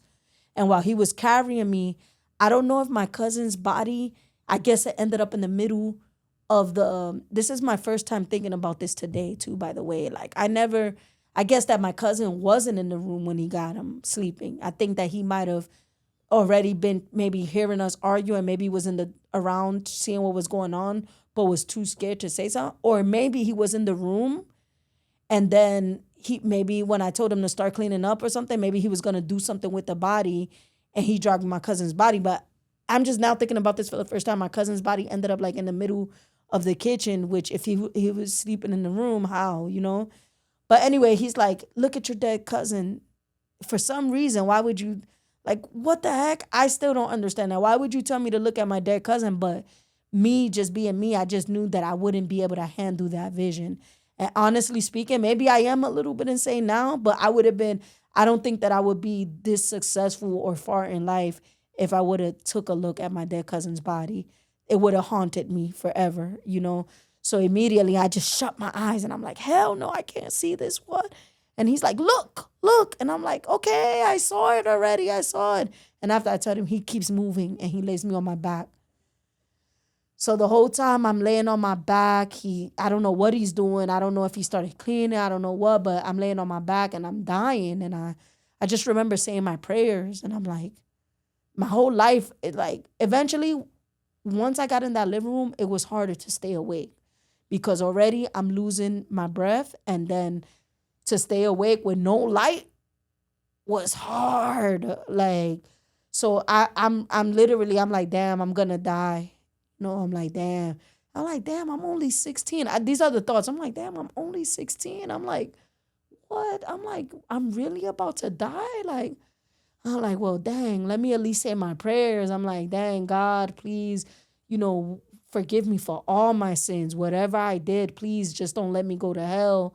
And please don't let my mom go crazy over this. Like, please, I pray for my mom and my brothers. And I'm like, all right. Please just don't let me go to hell. And I just remember like my whole life from birth until where I was at right there flashed in my head in like 5 seconds. I literally remember my whole life from like coming out of my mother's womb until like there. Everything that I ever experienced, like fast forward in 5-10 seconds, boom. It was like a movie in my head. And then I'm like, damn. Then all of a sudden I seen that he came back. And I'm like, babe, please don't let me die. I'm like, please, I promise. Like, we're just gonna say. And then I think, I don't know, I don't remember. But at this point, I just remember that I finally convinced him to tell the neighbor. So he didn't call the cops, but he told the neighbor. There used to be a neighbor that we were hustling on the 8th floor. He used to live on the 11th floor. But he was a fiend too. But he was the overseer of the trap house. So he used to make sure that, everything's going smoothly. If cops is there, he was like, the security guard or whatever. I just remember he finally got the nerve. He left. I think he went, knocked on his door. When he came, Herman walked in the door. My body was to his left, and my cousin's body must have been right in front of him. He looked in front of him, he looked at me, and his eyes, he turned white like a ghost. And his eyes were bulging. He was in shock. He couldn't move, talk, nothing. Then I just remember him being stuck. And I'm like, Herman, call the ambulance, please. I'm about to die. He's like, but there's drugs in here. And I'm like, what's more important, the drugs or my life? And once I said that, he didn't ask no questions. And I guess he was the one who called the ambulance. And all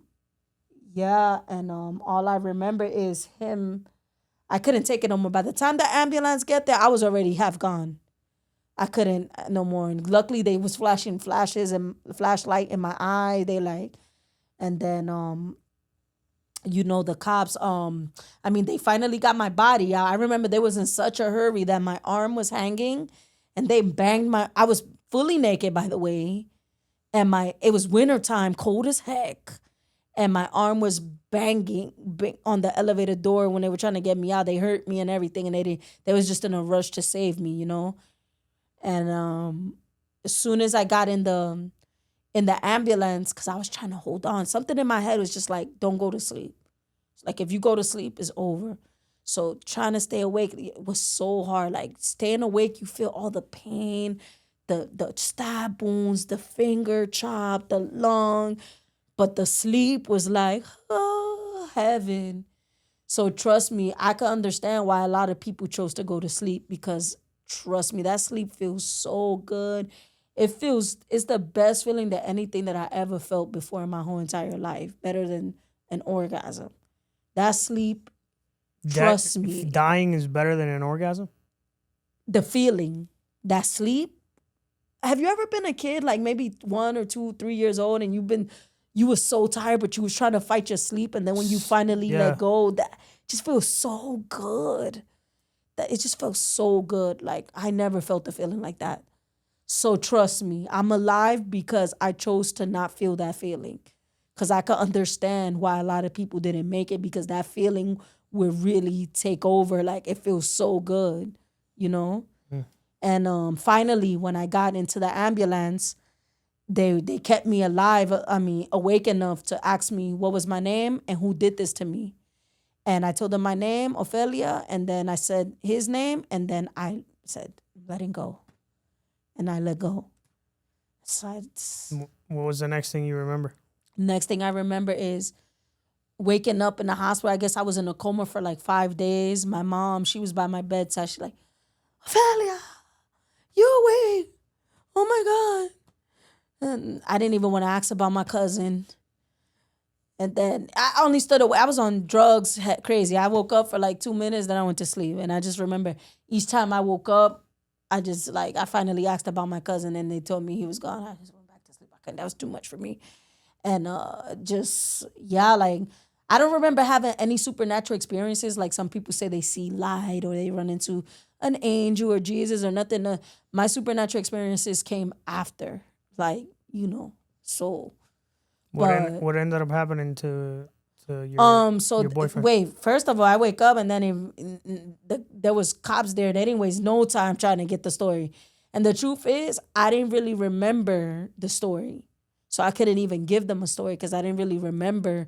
It took me years to remember this story. And honestly, to be honest, I don't know if I'm getting days mixed, with the coke thing and with the stab me. I don't know if it's I just, my brain blocked it out. You know what I mean? And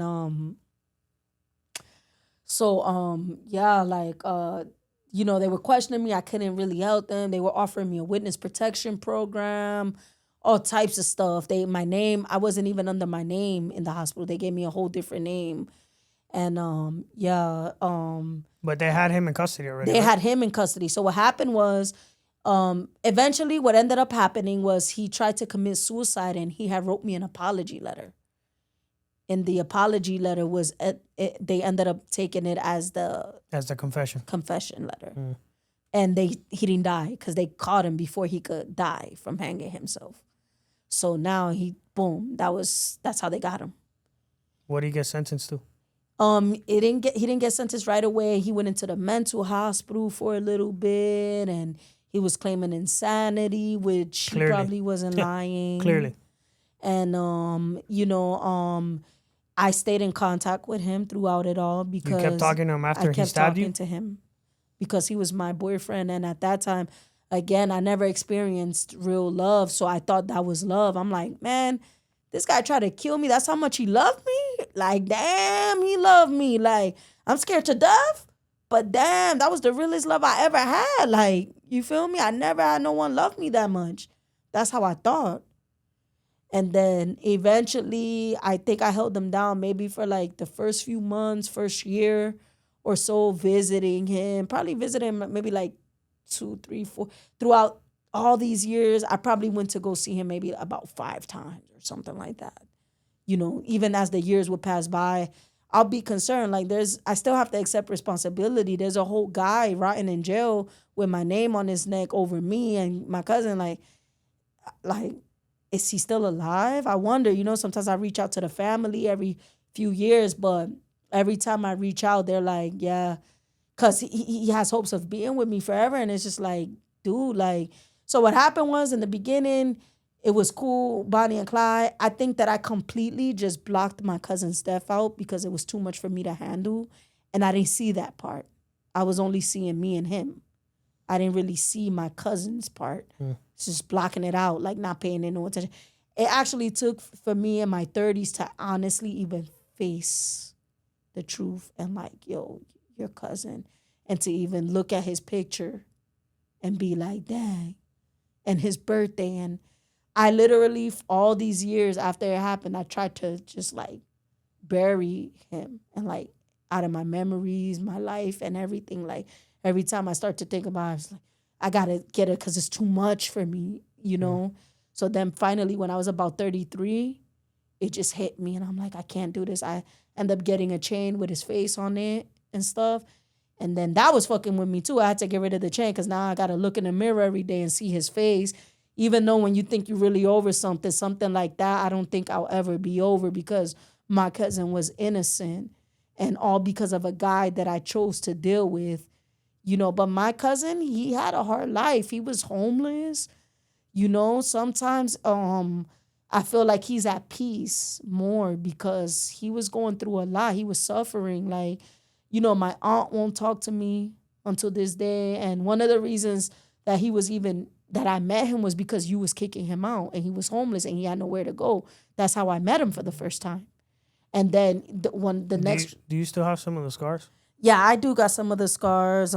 First of all, some of these tattoos are covering the scars, so they took out half of my lung, my spleen. I had staples and stitches all over my body. My finger was chopped off. Does tattoos cover all of them? You can't see any of them? Oh yeah, let me show you. Oh yeah, you can see some. Let me show you really quick. I don't know if you want to see really quick. Sure. Let me make sure my boob doesn't pop out. I'll edit it out. But yeah, it's like, if you look at my back, Yeah.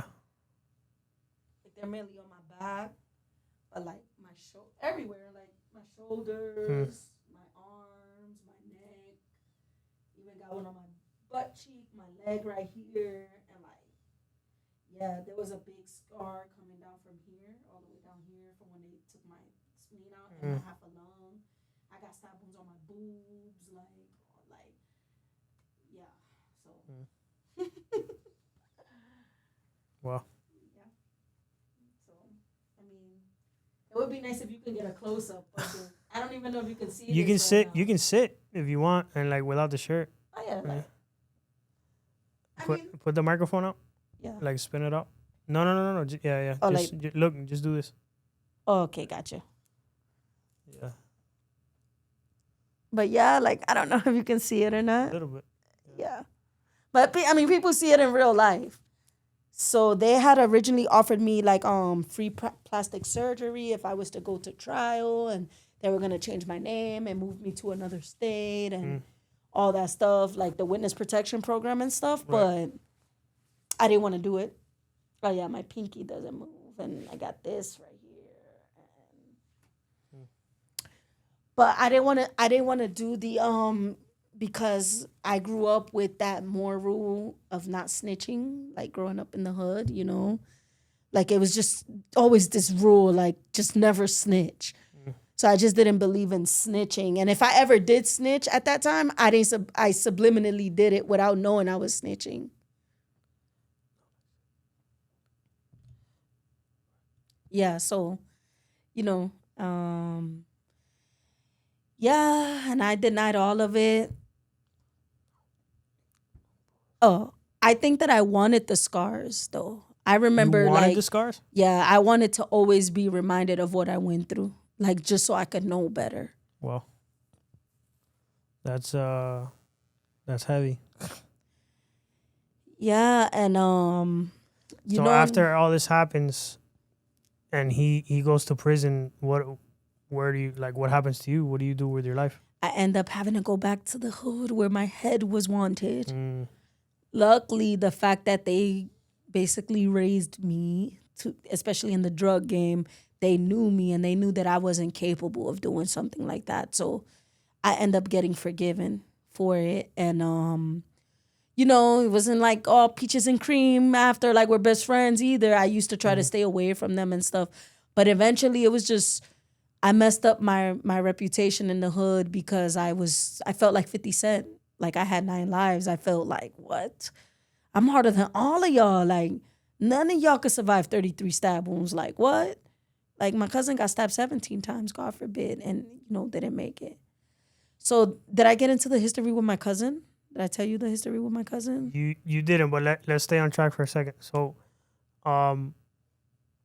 so this leads you down, like, a really reckless path. You feel like you're like untouchable? Yeah, I feel like I'm untouchable. So I start, like, basically, I always wanted to be a boss. And I felt like after that I earned my stripes. Like, let me sell my own work. Why do I have to work for y'all? I didn't even know nothing about being a boss until I started remembering the speech that the OG Colombian guy gave me. And at the end, I remember him saying, well, the goal is to be the boss at the end, right? Like, I'm like, oh. So after I got stabbed, I'm like, yeah, I want to be the boss. Like, this is my hood too. I put in work for this hood, but really I didn't, because even though I sold drugs on my block too, down the line, I put in most of my work up the block.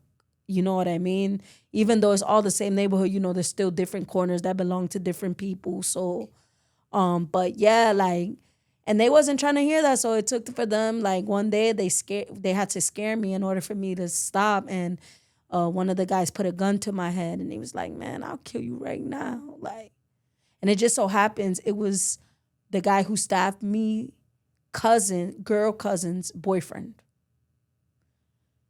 So I was extra scared, like, and yeah, so that right there was like, I'm not gonna lie. I was like, dang, I've been stabbed before, but not shot. And that scared me. And I left the hood after that. And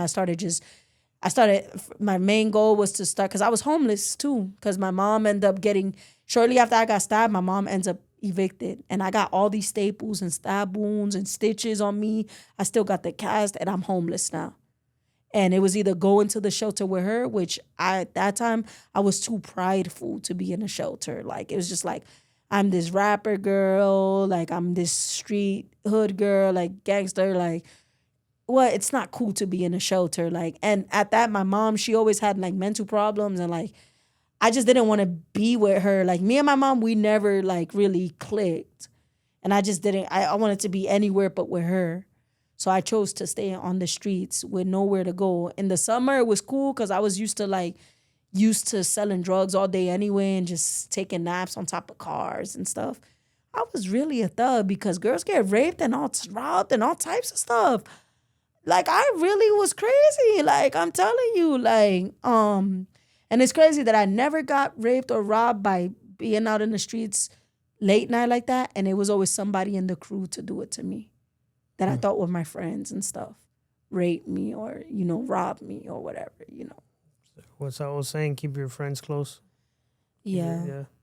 And so, like, so you end up homeless? I end up homeless, and then how do you, like, what's your next transition in life? Like, I remember you go to the shelter, and then what happens? Oh, so what happened was I ended up meeting, right after that, I ended up meeting this Mexican, I knew this Mexican guy from my hood, and one day he just offered me money for, like, sex, and I'm like, oh, okay.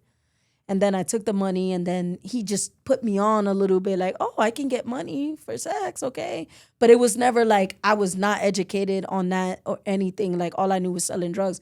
And then after being homeless for 17, 18, about 2 to 3 years, and I couldn't take it no more, I'm like, man, I'm going into this homeless shelter. Like I need rest. I need food. I can't take living on the streets no more, especially it was about to be winter time.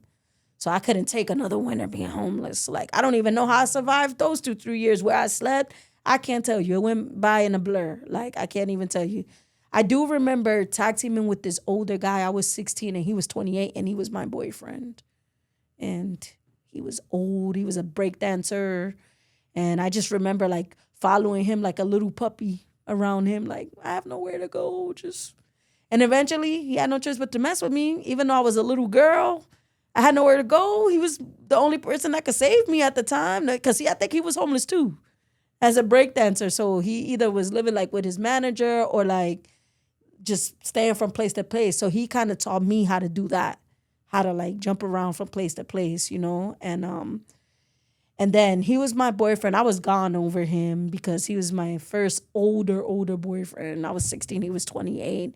He was blood. I felt protected. He was black, too. I got disowned by...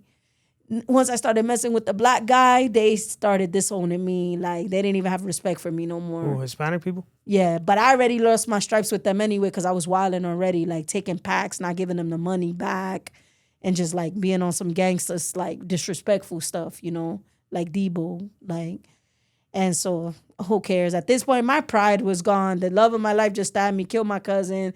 I already done this Mexican guy for money. Like, then what really broke me though was freaking when I went to the shelter that first day. I get there and I'm like, wow, this is not what I expected. It was like a mental hospital, a drug program, the streets, a shelter, a freaking hospital, everything in one. Just everyone that is not cool to be around. Like, I didn't want to be around those people. I'm all cute and hip and, and they're just like, ew. Like, it was like I wanted to cry. I'm like, wow, like I have no other choice but to come here. Like, wow, like this is my life. Like, so I was already like wishing I had an exit plan, and then here comes this guy in a nice car, and I'm standing outside and he passes by and he's just like, I thought he was gonna try to holler at me and want to be my boyfriend. Like, okay, got me a boyfriend with some money. I don't have to be in the shelter. But eventually he ends up asking me like, do you want to make $1,000 a day? And that's back when Backpage and Craigslist was popular. So come to find out, he was a pimp, a true pimp. Like, he called us bitches. We used to have to look down. He tried to make us street walk, which it didn't go good for me because I didn't know how to walk in heels and I just looked like a dude. Mind you, I was transitioning from being a tomboy. So I think I remember like maybe trying it once or twice, and it's like, okay, yeah, no, let's just stick to Craigslist and Backpage. Like, people were like making fun of me on how I was walking in the heels, or I just don't remember not even getting one customer doing it like that. That wasn't for me, and that was so embarrassing for me. It's like, I'm like this hip young girl. Luckily, it was in Brooklyn, so I didn't really know nobody at the time out there, and it wasn't in my hood or nothing, but yeah, so then this guy was a full-blown pimp. He started pimping me out, and I just remember, like, after some months went by, you get comfortable with people. I start to get to know him, even though he always kept that I'm the pimp, you're the whole type attitude with me or relationship, but he was just like, eventually, I'm like, all right, I had enough. Like, where's my cut? Because you mean to tell me I'm fucking all these guys and I don't have $1. You're keeping all my money. And you think that I care about clothes and shoes. That's the only thing he was buying was like clothes and shoes and get my nails done here and there. It was nice. I never had nobody done anything for me, like, besides my boyfriend, the one that stabbed me. But like, yeah, like, okay, where's the money, dude? Like, and then eventually we start like going, like arguing about it. So then one day I just remember I had my period and he had to leave me because I couldn't go out there like that, So something just told me, like, I remember I used to see him on the computer. That's how he used to make the money. So I'm like, let me see something. And I just went on the computer and I pressed back. And I seen back page, Craigslist. It was really Craigslist for the most part. I found out about back page later, but I'm like, oh shit, I know how to do this now. So immediately I'm like, yeah. Next time I get, like, I'm not giving him the money and I'm just getting my own thing or whatever. I had to figure out how to get away from him though. So it was lovely when finally my period's gone and now he took me on the date. And like, I think the first 2 customers or something, I started acting like that. He's like, I come back from the date. He's like, where's the money? And I'm like, what money? He's like, stop playing, girl. Where's the money? I'm like, stop playing. Where's the money? I start getting real brave now. Like, first of all, I'm from the hood. I'm a drug dealer. I done got stabbed 33 times. Like, I'm not playing. Like, what money? And then he was about to violate me, but the most he did was he took off all my clothes looking for the money in the broad daylight in public at a gas station in Harlem somewhere, stripped me butt naked. I had the money like in my crack, like how I used to sell drugs or whatever. He didn't know I was that smart. So he didn't find the money, and then he just left me there. And I'm like, I didn't even have to figure out how to get away or nothing. He left me. Amen, hallelujah. And he thought I was going to come back running back to him or something. He probably don't know I went on the computer and see how he was made. He didn't know I already had it all figured out already. You feel me? And I never heard from him again. And I just started doing it myself. And I bought a phone with the money and I started taking my own pictures and I started making my own ads, going to the library to use their computer to post an ad. And my phone used to be ringing off the hook. And I started making my own money. And then I did it for years until then I met my first baby dad while I was doing it. This old guy, like 33. All I knew, he was probably 33, 34 when I met him. He had a crib. And I'm like, oh, yeah, I need a place to stay. Like, what's up? And he just like, at first, when he approached me, I'm like, no, I need money. Then he's like, how you know I'm not looking for a wife? And all it just gassed me up. Then he had this cute little 4-year-old boy with him. He was so cute. I'm like, I fell in love with the boy. Long story short, that's my baby dad now, my first baby dad that never did anything for me and my son. And he just like basically took advantage of a young girl. Immediately after I got pregnant, he just like disowned me and was like. All right, guys, taking a quick break from the podcast to talk to you about Gus Villa Jewelry. Yo, let's be real here for a second. If you're rocking plain jewelry in Miami, of all places, you are doing it 100% wrong, my boy. Step your game up with Gus Villa Jewelry, the plug for real Cuban link gold and silver chains. And of course, the cleanest Rolexes in all of Miami. This isn't factory made or watered down or any of that stuff. This is high quality, custom, handmade stuff that shines from here to the moon. It turns heads, starts conversations, it makes you look fresh. Gus has something that'll level up your whole vibe. And because you're locked in here with us at Honor Among Thieves Podcast, you're getting a hookup. Use the promo code Montana at checkout. Get 5% off your entire order. That's right, 5% off. Go check them out at GusVillaJewelry.com or pull up on them in the Diamond District down here in downtown Miami. GusVillaJewelry.com. Again, that's GusVillaJewelry.com. And tell them your boy Montana sent you. Gus Villa Jewelry. Now back to the podcast.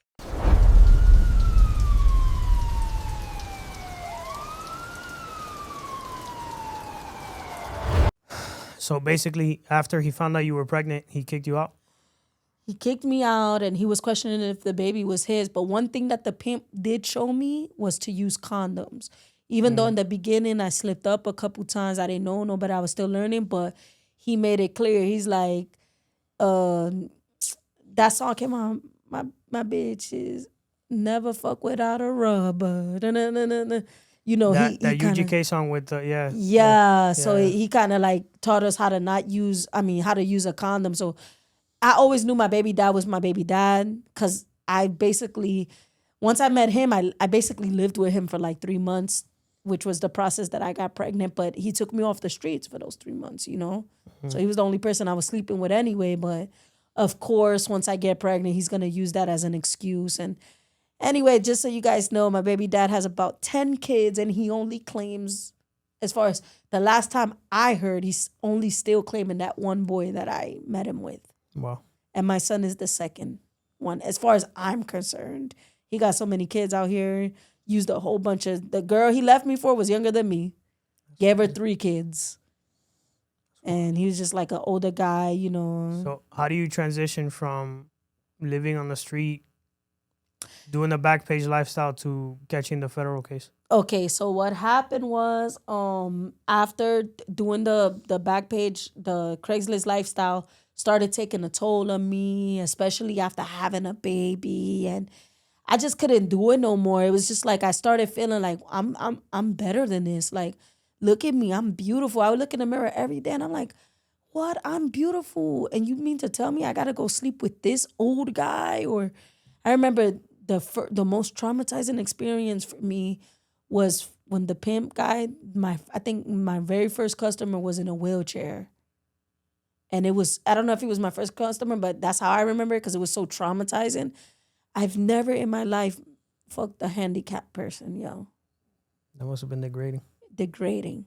And then after that, it's just living that life. I just degraded myself. I remember being robbed and dealing with guys who I thought were gonna murder me, or it felt like they were raping me, and just really aggressive. And, you know, every now and then you got a cute one, like, oh, okay.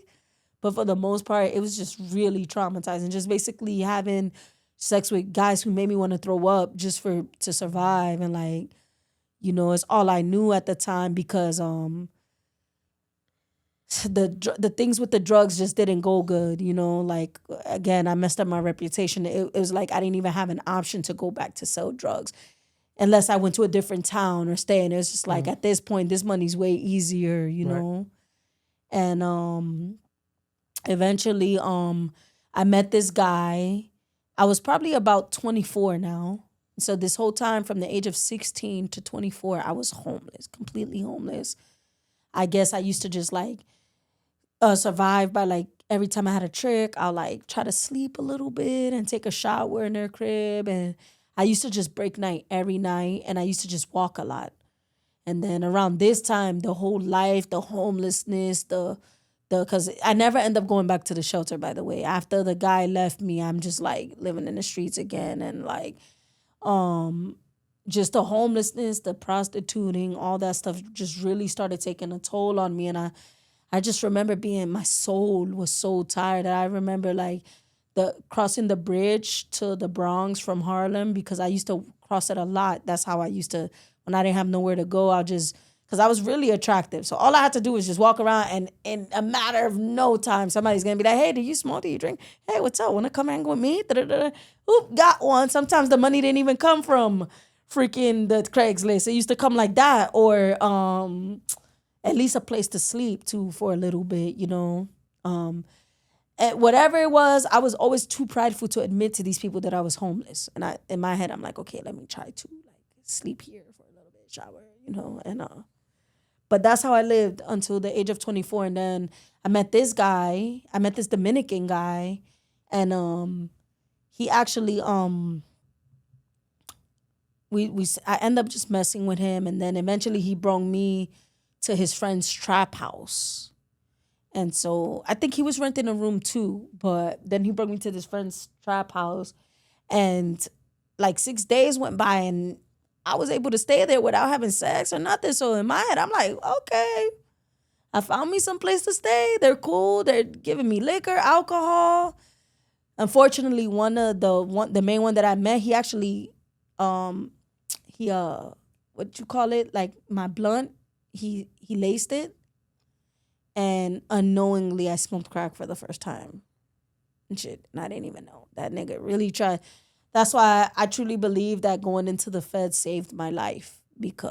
But let me finish. So then, long story short, now you know that drug, once you hit it once, it's over. Like for certain people, good thing my mom was in it, and good thing I just have this. I've been through so much, so I was able to not fall victim, you know, and I like, To this day, I do think I'm like, dang, that did feel good, but I would never in my whole life.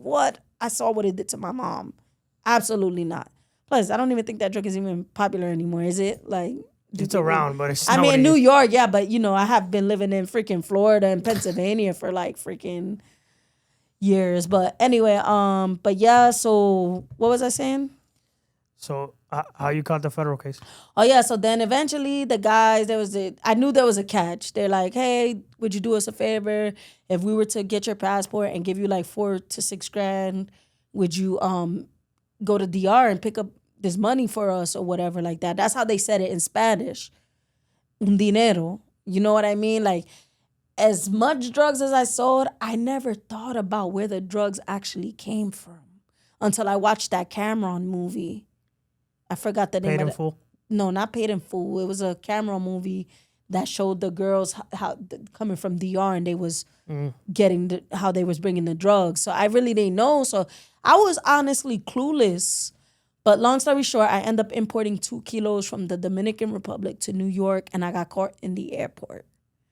And that was when I went into the feds, and the feds saved me. Because God knows what those guys were going to do to me. They were probably, and I was already so weak mentally, my soul and everything, that at that time, if I probably would have did that crack thing more than once, I probably would have got hooked, and I probably would have just gave in to that life. And I got a cousin right now that he did it once, and he's been a fiendess. So I don't even know how I beat that too, man. Like I'm a strong individual, like. Man, like, I'm telling you, that's why I'm single, because I'm too much of a woman for these men out here. They can't handle me, man. So they send you to DR. They sent me to DR. And you come back with drugs? Yeah, I stay out there with his sister. It was cool. It was like family. I always wanted to see where my Dominican family come from. And it was cool. I even bumped into like a couple people that used to be in my neighborhood that got deported out there. It was cool. 2 weeks, felt like family. Didn't even think nothing about the suitcase until it was time to leave with the suitcase. Then it was like, oh, crap. So I remember asking, like, what's in it, and they didn't tell me. I think they thought that I was supposed to know, but I really didn't know, and they didn't tell me. And they just said it was some money. And I literally pictured this red suitcase with freaking tons of money in it. Like, literally, I'm telling you, I was clueless to the fact that it was drugs. And then it's crazy because a couple months or a couple weeks before that, my grandmother, when my mom gave birth to me, she was homeless. So this Cuban lady took us in. So I was named Ofelia after a Cuban old lady. And she did this blessing on me when I was born, something with a all white and all this and that. But she was very spiritual, and I think that's where I get it from. Being, I'm literally her granddaughter, even though I'm not her granddaughter, because she ended up adopting a foster child, and her name is Maria Ofelia. But I'm originally the Ofelia Maria, like her. She's Ofelia Maria Gonzalez, Ofelia Maria Torres, So then we got Maria Ofelia. So I'm the first, And like, even though we're not related, she's really my grandmother because I didn't even know my mom's mom like that. She was the lady that she knew my dad and everything, like it's where the neighborhood that my dad comes from or whatever in the Heights. So she had passed away at this time. She came in my dream and she looked so young and she was floating, but she had a really serious look on her face. And it was like serious, but she also had a red skirt on. And she had a red suitcase in her hand. When I tell you that I'm not crazy, I'm telling you I'm not crazy. She had a red suitcase in her hand. And I remember in the face, she was looking mean and serious. And she waved her skirt to me like on some old fashioned thing. And I remember her showing me pictures of her when she was younger and telling me her story on how she even got from Cuba to America on a boat. She almost drowned and all that, And I'm like, dang, like... But she warned me about the suitcase. And I remember, and I'm like, Mom, I'm about to be rich. I think I'm about to be rich. She came to me in a dream, and there was this red suitcase, and there was a lot of money in the suitcase. I couldn't tell what was in the suitcase. But to me, I interpreted it as like I was about to run into a bag, like some money. And come to find out, my grandmother was warning me about that red suitcase the whole time. And but it was a blessing because it saved my life. I got locked up 12, 12, 12. There will never be a 13, 13, 13. Right. 14, 14. So I believe that it was the ending of a cycle in my life and in general in the world. I was just born at a 88 great years, like the little bit of the old school, a little bit of the new school. I was born at a great time. So like, I just believe it was the ending of a cycle and the beginning of a new cycle. And it totally, man, believe it or not, that's how I got my life together. Believe it or not, just having a place, a bed every night. Like even when I came out and I finally went into the halfway house, just having a bed every night and having a meal, 3 meals a day was enough for me to be able to go out there and go get a job. And I ended up working construction for 2 years. That's why my arms are this. Yeah, I know I look like a linebacker, football player.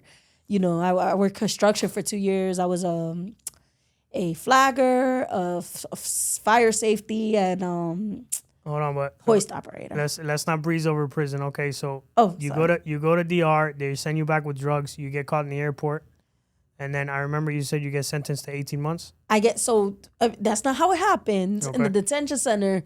So for one, they thought I was lying. They thought that I wasn't trying to snitch on my peoples. In reality, I couldn't snitch even if I wanted to because I literally only knew these guys for like 4, 5, 6 nights. And I knew nothing about them but their nickname. You know, I can maybe describe them to you, but that's about it. And they're like, they kept questioning me. So all of this happened for like, what, if I did 6 months in prison and then for like 14, no, my bad, what am I saying? Like 8 or 9 months or a year, let's just say a year worth of sitting in a detention center, not knowing what's going to happen, not knowing how much time I'm going to do, not knowing. They keep questioning. They questioned me about 5 times trying to get me some different information. And I was just giving them all the information that I knew. And eventually, that's how I got the safety valve. We took the case to trial. My public defender thought it would be a good idea. And because I didn't know it was drugs. And so we lost. At the ending of when they said the jury decided that I was guilty, I was shocked. I'm like, how could I be guilty if I didn't know it was drugs? So I yelled and I was like, but I didn't know it was drugs. And I was crying. Like, you don't understand how that made me look at the justice system too, because you really was putting an innocent person in jail. I'm telling you, I know I still committed the crime logically, but intelligently, like, you know, like I didn't intellectually, like I didn't commit the crime, you know? And it's a shame that I had to suffer that. That's trauma. Prison is traumatizing, along with all the already trauma that I've ever, being in prison is traumatizing. To this day, I truly believe that I still isolate myself from all the isolation that I've been through, just being arrested and locked up so many times. But yeah, so eventually they couldn't sentence me by me. That had me in my last sentence. So they had to, if you agree to saying that you knew what it was, we'll give you a safety valve. And thanks God, I only end up doing like 18 months. So I did only 6 months in a women's prison. Where'd they send you? They sent me to Hazelton, West Virginia.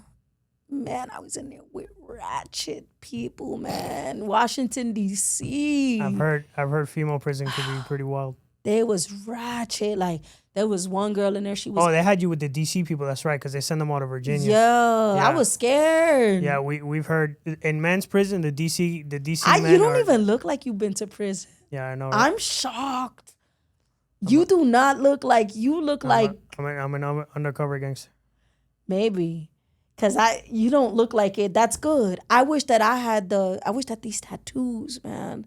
I wish that I had the option to be able to not look like I haven't been through something. But they're a part of you now. Just embrace it. You know? Yeah, why they have to be so bootleg though? I really got to invest some money. It's not the end of the world. You just got to find a good cover-up artist, and it's too late to try to remove them. Anyway, so Hazelton, tell me what Hazelton was like. Man, Hazelton. So I'm assuming from what you're saying, the DC girls are just like the DC guys, because the DC guys have infamy. Like in men's prison, they're wild. Because I don't know if you know this, but in DC, there's no state cops. It's all feds. Everything is federal. Everyone who belongs in the state ends up going to the feds. Right. So it's like A mixture of all murderers and just petty people. But drug addicts and all kinds man, I met like this girl. She was 18. She had HIV or AIDS. And it was shocking. You would never think. And then she started messing with this 40-year-old crackhead lady, dyke, supposedly, that she had AIDS. So when she started messing with her, we're like, you know she has AIDS. She's like, oh, yeah, I do too. I'm like, oh, well, thanks for telling me. Because I actually befriended her on the bus. She took a bite of my sandwich. Luckily, it doesn't get passed that way, you know. But I'm like, dang, you just took a bite of my sandwich. You didn't even tell me, like. But long story short, yeah, that was shocking. I've never seen anything like that before. A young, beautiful, she had nice eyes. She was beautiful. AIDS, HIV, that was shocking. And then there was a lady in there who murdered her kids. Murdered and she her was kids? just like a psychopath. Nobody messed with her. We just left her alone. There was my cellie was a 40-year-old woman who was in there for her man, and she already was nearing 10 years being in there. So, Well, she killed her man? No, she took the blame for. She got locked up with her man, but he was already free and she was still in there. He like left her in there. Crazy. And then she was like, basically, when I got there, man, I only had 6 months to do. I don't care about none of this. I just want to get my GED. That's what I did do. I accomplished getting my GED in that little bit of time. I got my GED, literally arrived the day before I got released. So yeah, the day I got released, my GED came. So I at least accomplished that. Like every time I was trying to like be focused in the classroom and stuff, everybody's just fooling around. People don't care. And I'm like, yo, chill. Like I'm really trying to learn here. Like, and I finally got my GED. That was hard. Is there a lot of gay for the stay stuff with like women? Heck yeah. Immediately, man, every time I get arrested, I've been arrested out here too. Petty stuff like trespassing or whatever. I'm like Chris Brown, bro, in the building. But I always stayed away. Well, like people, you get there and everybody's like, oh my God. She's beautiful. Oh my gosh. Everybody wants me. Start being nice to me. Like I never had to deal with bullying for the most part. It's just pretty privilege, I guess. I did end up like, not saying it was perfect, like in the detention center, I did end up having some problems where this older woman was bullying me. Then one day I just got tired. I'm like, let's fight. I don't care. And she respected me from that and she started leaving me alone. And I ended up getting into a fake petty fight with this girl. I didn't even do nothing. I kicked her. I had to go in the box for 3 months. Then it ended up being 6 months straight. I almost lost my mind in that box. You were in solitary confinement for 6 months? Over a kick. Not even a fight. I just kicked the girl because she was about to come at me. And I said, bang! 6 months, bro. Torture. Bro, torture. I almost lost my mind. Have you ever been to solitary confinement? No. That messed me up, man. To this day, I feel like I still isolate myself. Like now I need it in order for my peace. But like I used to read a lot in there and like it's just those days used to come where you're just like tired of being in there. Like you read all the books already. You get like, you can't communicate with nobody. Man, I remember those were the hardest times of my life, yo. That solitary confinement was no joke, yo. That thing, you got to be a strong individual to not lose your mind in there. Mentally strong, yeah, for sure. Yeah, like I remember getting closer to Jesus and stuff in there, like, and just trying to do whatever I could, trying to stay fit. It was hard. At your prison, did they have Jolly Ranchers on the commissary? Yes, we did. So can you tell that story, please? Well, no, we didn't make tools out of it. I heard the guys talk about that, but no, for us. The rumor for us is that you guys get the Jolly Rancher candies and you turn it into like a sex toy. No, well, we used to use sanitary napkins for sex toys. Sanitary napkins? Yeah, like a Kotex, and you'll roll it up and then wrap an What? ace bandage around it. And it used to really feel, I remember we played strippers before. I was a stripper and I was dancing. It felt like a real dick. I swear. That's when you crazy. horny, then the motherfucker too, yo. But yeah, in the detention center, I was actually in there with Narcy Novak. She used to own the Fountain Blue with her husband. The Fountain Blue out here in Ben Miami? Novak, yeah. Okay. And she ended up murdering him because he left her for a stripper with a bunch of tattoos. How did she meet a millionaire? Where's my billionaire at? Like, but yeah, she murdered him. She popped his eyes out and everything. She hired her cousin and her brother or something like that to do it. Wow. And so, yeah, now the Fountain Blue has new owners and stuff. But every time I'm there, I always like picture what it used to be when she used to own it and stuff. I became friends with her, you know, like she was Hispanic but Jewish because of her husband. And yeah, in there. And I end up being forced into a relationship in the detention center too. There was this 18-year-old. You were forced into a not relationship? Not forced, but I would say like she put a lot of peer pressure on me and I end up giving in. It was a 18-year-old Guatemalan girl, and she was just obsessed with. She's like, your face, your profile. Oh my God, tattoos. Where I come from, But come to find out, she's a true lesbian. Like even right now, I see her page. She's like real lesbian, and I didn't know that. Like she was so young and innocent. I'm like, okay, she just looks so innocent, like you. Like I'm like, no. I'm far from innocent. Yeah. Far from innocent. You have no idea. And she used to write me these kites. She used to be like, draw titties, suck my titties. Or please just be my girlfriend. She used to want to just be cuddled up. I mean, we used to do things like, she's so European. Like, it was pretty cool. Like, I compare it to like being I thought she was Guatemalan. Yeah, but it was like, they're European type Spanish. Like, I'm Puerto Rican Dominican. You mean their Spanish is different? I yeah, get it. Yeah, like yeah. they're just, she remembered me like a Colombian. Okay. Or something. Like all the Hispanics out here is not the same. The only people I feel close to are the Cubans. Like my Puerto Rican and Dominican Spanish is different from like Venezuelans and all that. Yeah, you know? I think us like Cubans, we're like sisters and brothers. We're like, we got the ghetto Spanish. You know? Yeah, you know. So you had a girlfriend in prison. That's wild. Is that is that like? Oh no, that wasn't my first time though. I've been getting arrested since I was 15. Girls used to go crazy. No, not me. arrested. I'm saying, was that the first time you hooked up with a girl? No. The first time I ever hooked up with a girl was when I was a kid. But then, yeah, for the first... As an adult, I mean. As an adult? Oh, no. I used to get paid to do couples, too. So back in the back pages. Yeah, the Craigslist. All right, but this is the first time you hooked up with a girl... In jail. But no, it wasn't in the feds. It was when I did a state little... I was locked up in the state for like a month or two before. I think like in Buffalo for like... I got caught with drugs and... some girl in there, she was the one. It was a black girl. Oh, yeah. And we had no choice because we were the only two minors in there. So it was like the big jail for the adults, and then they had this little cage for the minors. And we were the only two. Those type of towns are small. But she was just on me, and then eventually I just like, I don't know what happened. I just turned into, even when I got locked up when I was 15, I just turned into one of my homies. Because I already dressed like a boy. So they already thought that I was already... Right. I'm like, screw it, let me play it off. I see that life is easier when girls like you, you know? So I just started playing it off. And when I was 15, I didn't have a girlfriend, but they used to braid my hair every week. They used to, whatever I needed, they used to get it for me, was whatever. it the same in the feds? It could have been, but I decided to not fake like I was gay. I decided, because I went in there like, it was a reality check. In the beginning, I started too, because I had the Amber Rose cut too, when I got arrested. Oh, you had short hair? Yeah. And the tattoos and stuff, and then the jail, all you have to do is get a baggy jail suit, you know?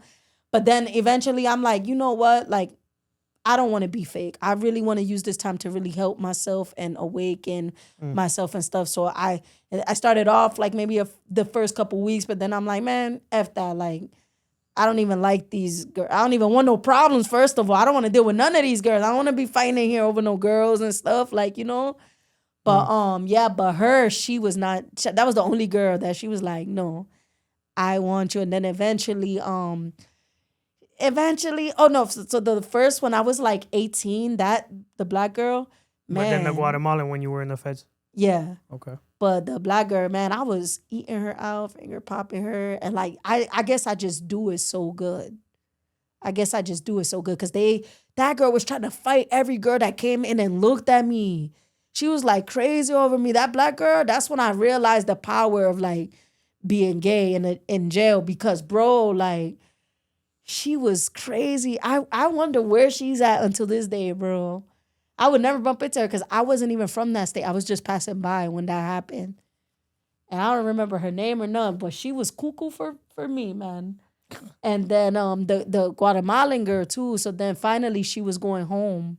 She was in there for the same thing, importation, but of heroin. And eventually, as a little goodbye gift, I ate her out or whatever. That was the first and last girl that I dealt with in there. But I've had girls in the streets. Like, I had this one girl, rest in peace. She died of an overdose. But one day she just grabbed me and she just threw me on the bed and started eating me out. Like, she just kissed me out of nowhere.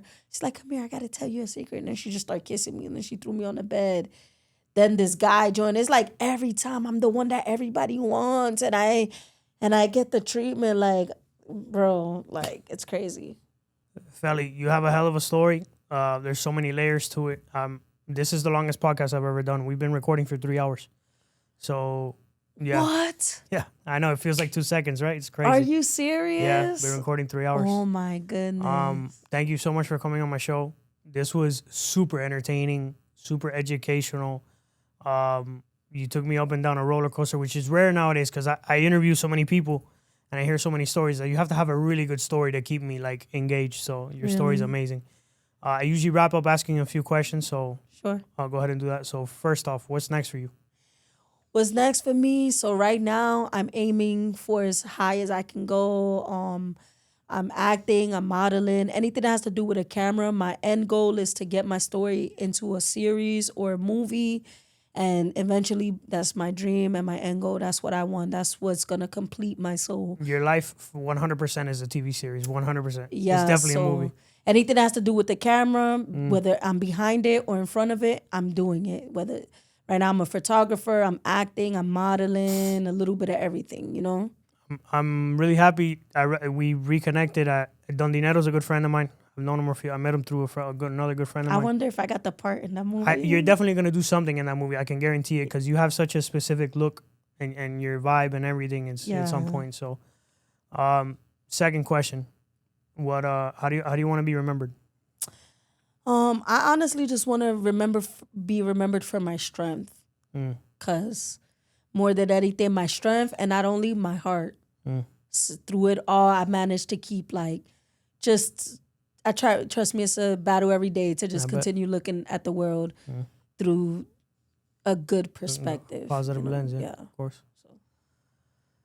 Do you believe in redemption? What do you mean? Redemption means like redeeming yourself, like a comeback. Like I fucked up and I took myself to lows, and I've been able to come back and like. That's where I'm at in my life now, for sure. Mm. Spiritually, intellectually, I'm back in school. I'm really trying to be the best that I can be right now, you know. Although the odds are stacked against me, I'm a single mom. I have no support whatsoever. I'm a freelancer, a model, I'm everything. I got the world on my shoulders, and I'm still managing to do it all, you know, So you believe you've redeemed yourself? Oh, for sure. What? I love that. I even look better than I did before. Like, what? Yeah. How can people connect with you? You can follow me on Instagram, OH_ITZ_Felly. Oh, it's Felly. And check my YouTube channel out, Felly BX. You can just type it in. When you type in Felly BX, all the interviews I did, music, whatever little things you can see about me, you can find me there. So sweet. Felly, this was a lot of fun. I hope to do this again with you someday. Thank you, Nelson. Thank you for having me. You're welcome. I appreciate you. Appreciate you coming. Thank you so much. I didn't know the interview was this long. Oh, my goodness. So that's Felly from the Bronx. Another great episode, Honor Among Thieves. Push it to the limit. The world is yours. If you're not chasing your dream, life is meaningless, guys. Catch you on the next one. Say goodnight to the bad guy. So say goodnight to the bad guy. You looking at the bad guy. This the last time that you ever see a bad guy like me. You don't have the guts to be who you wanna be.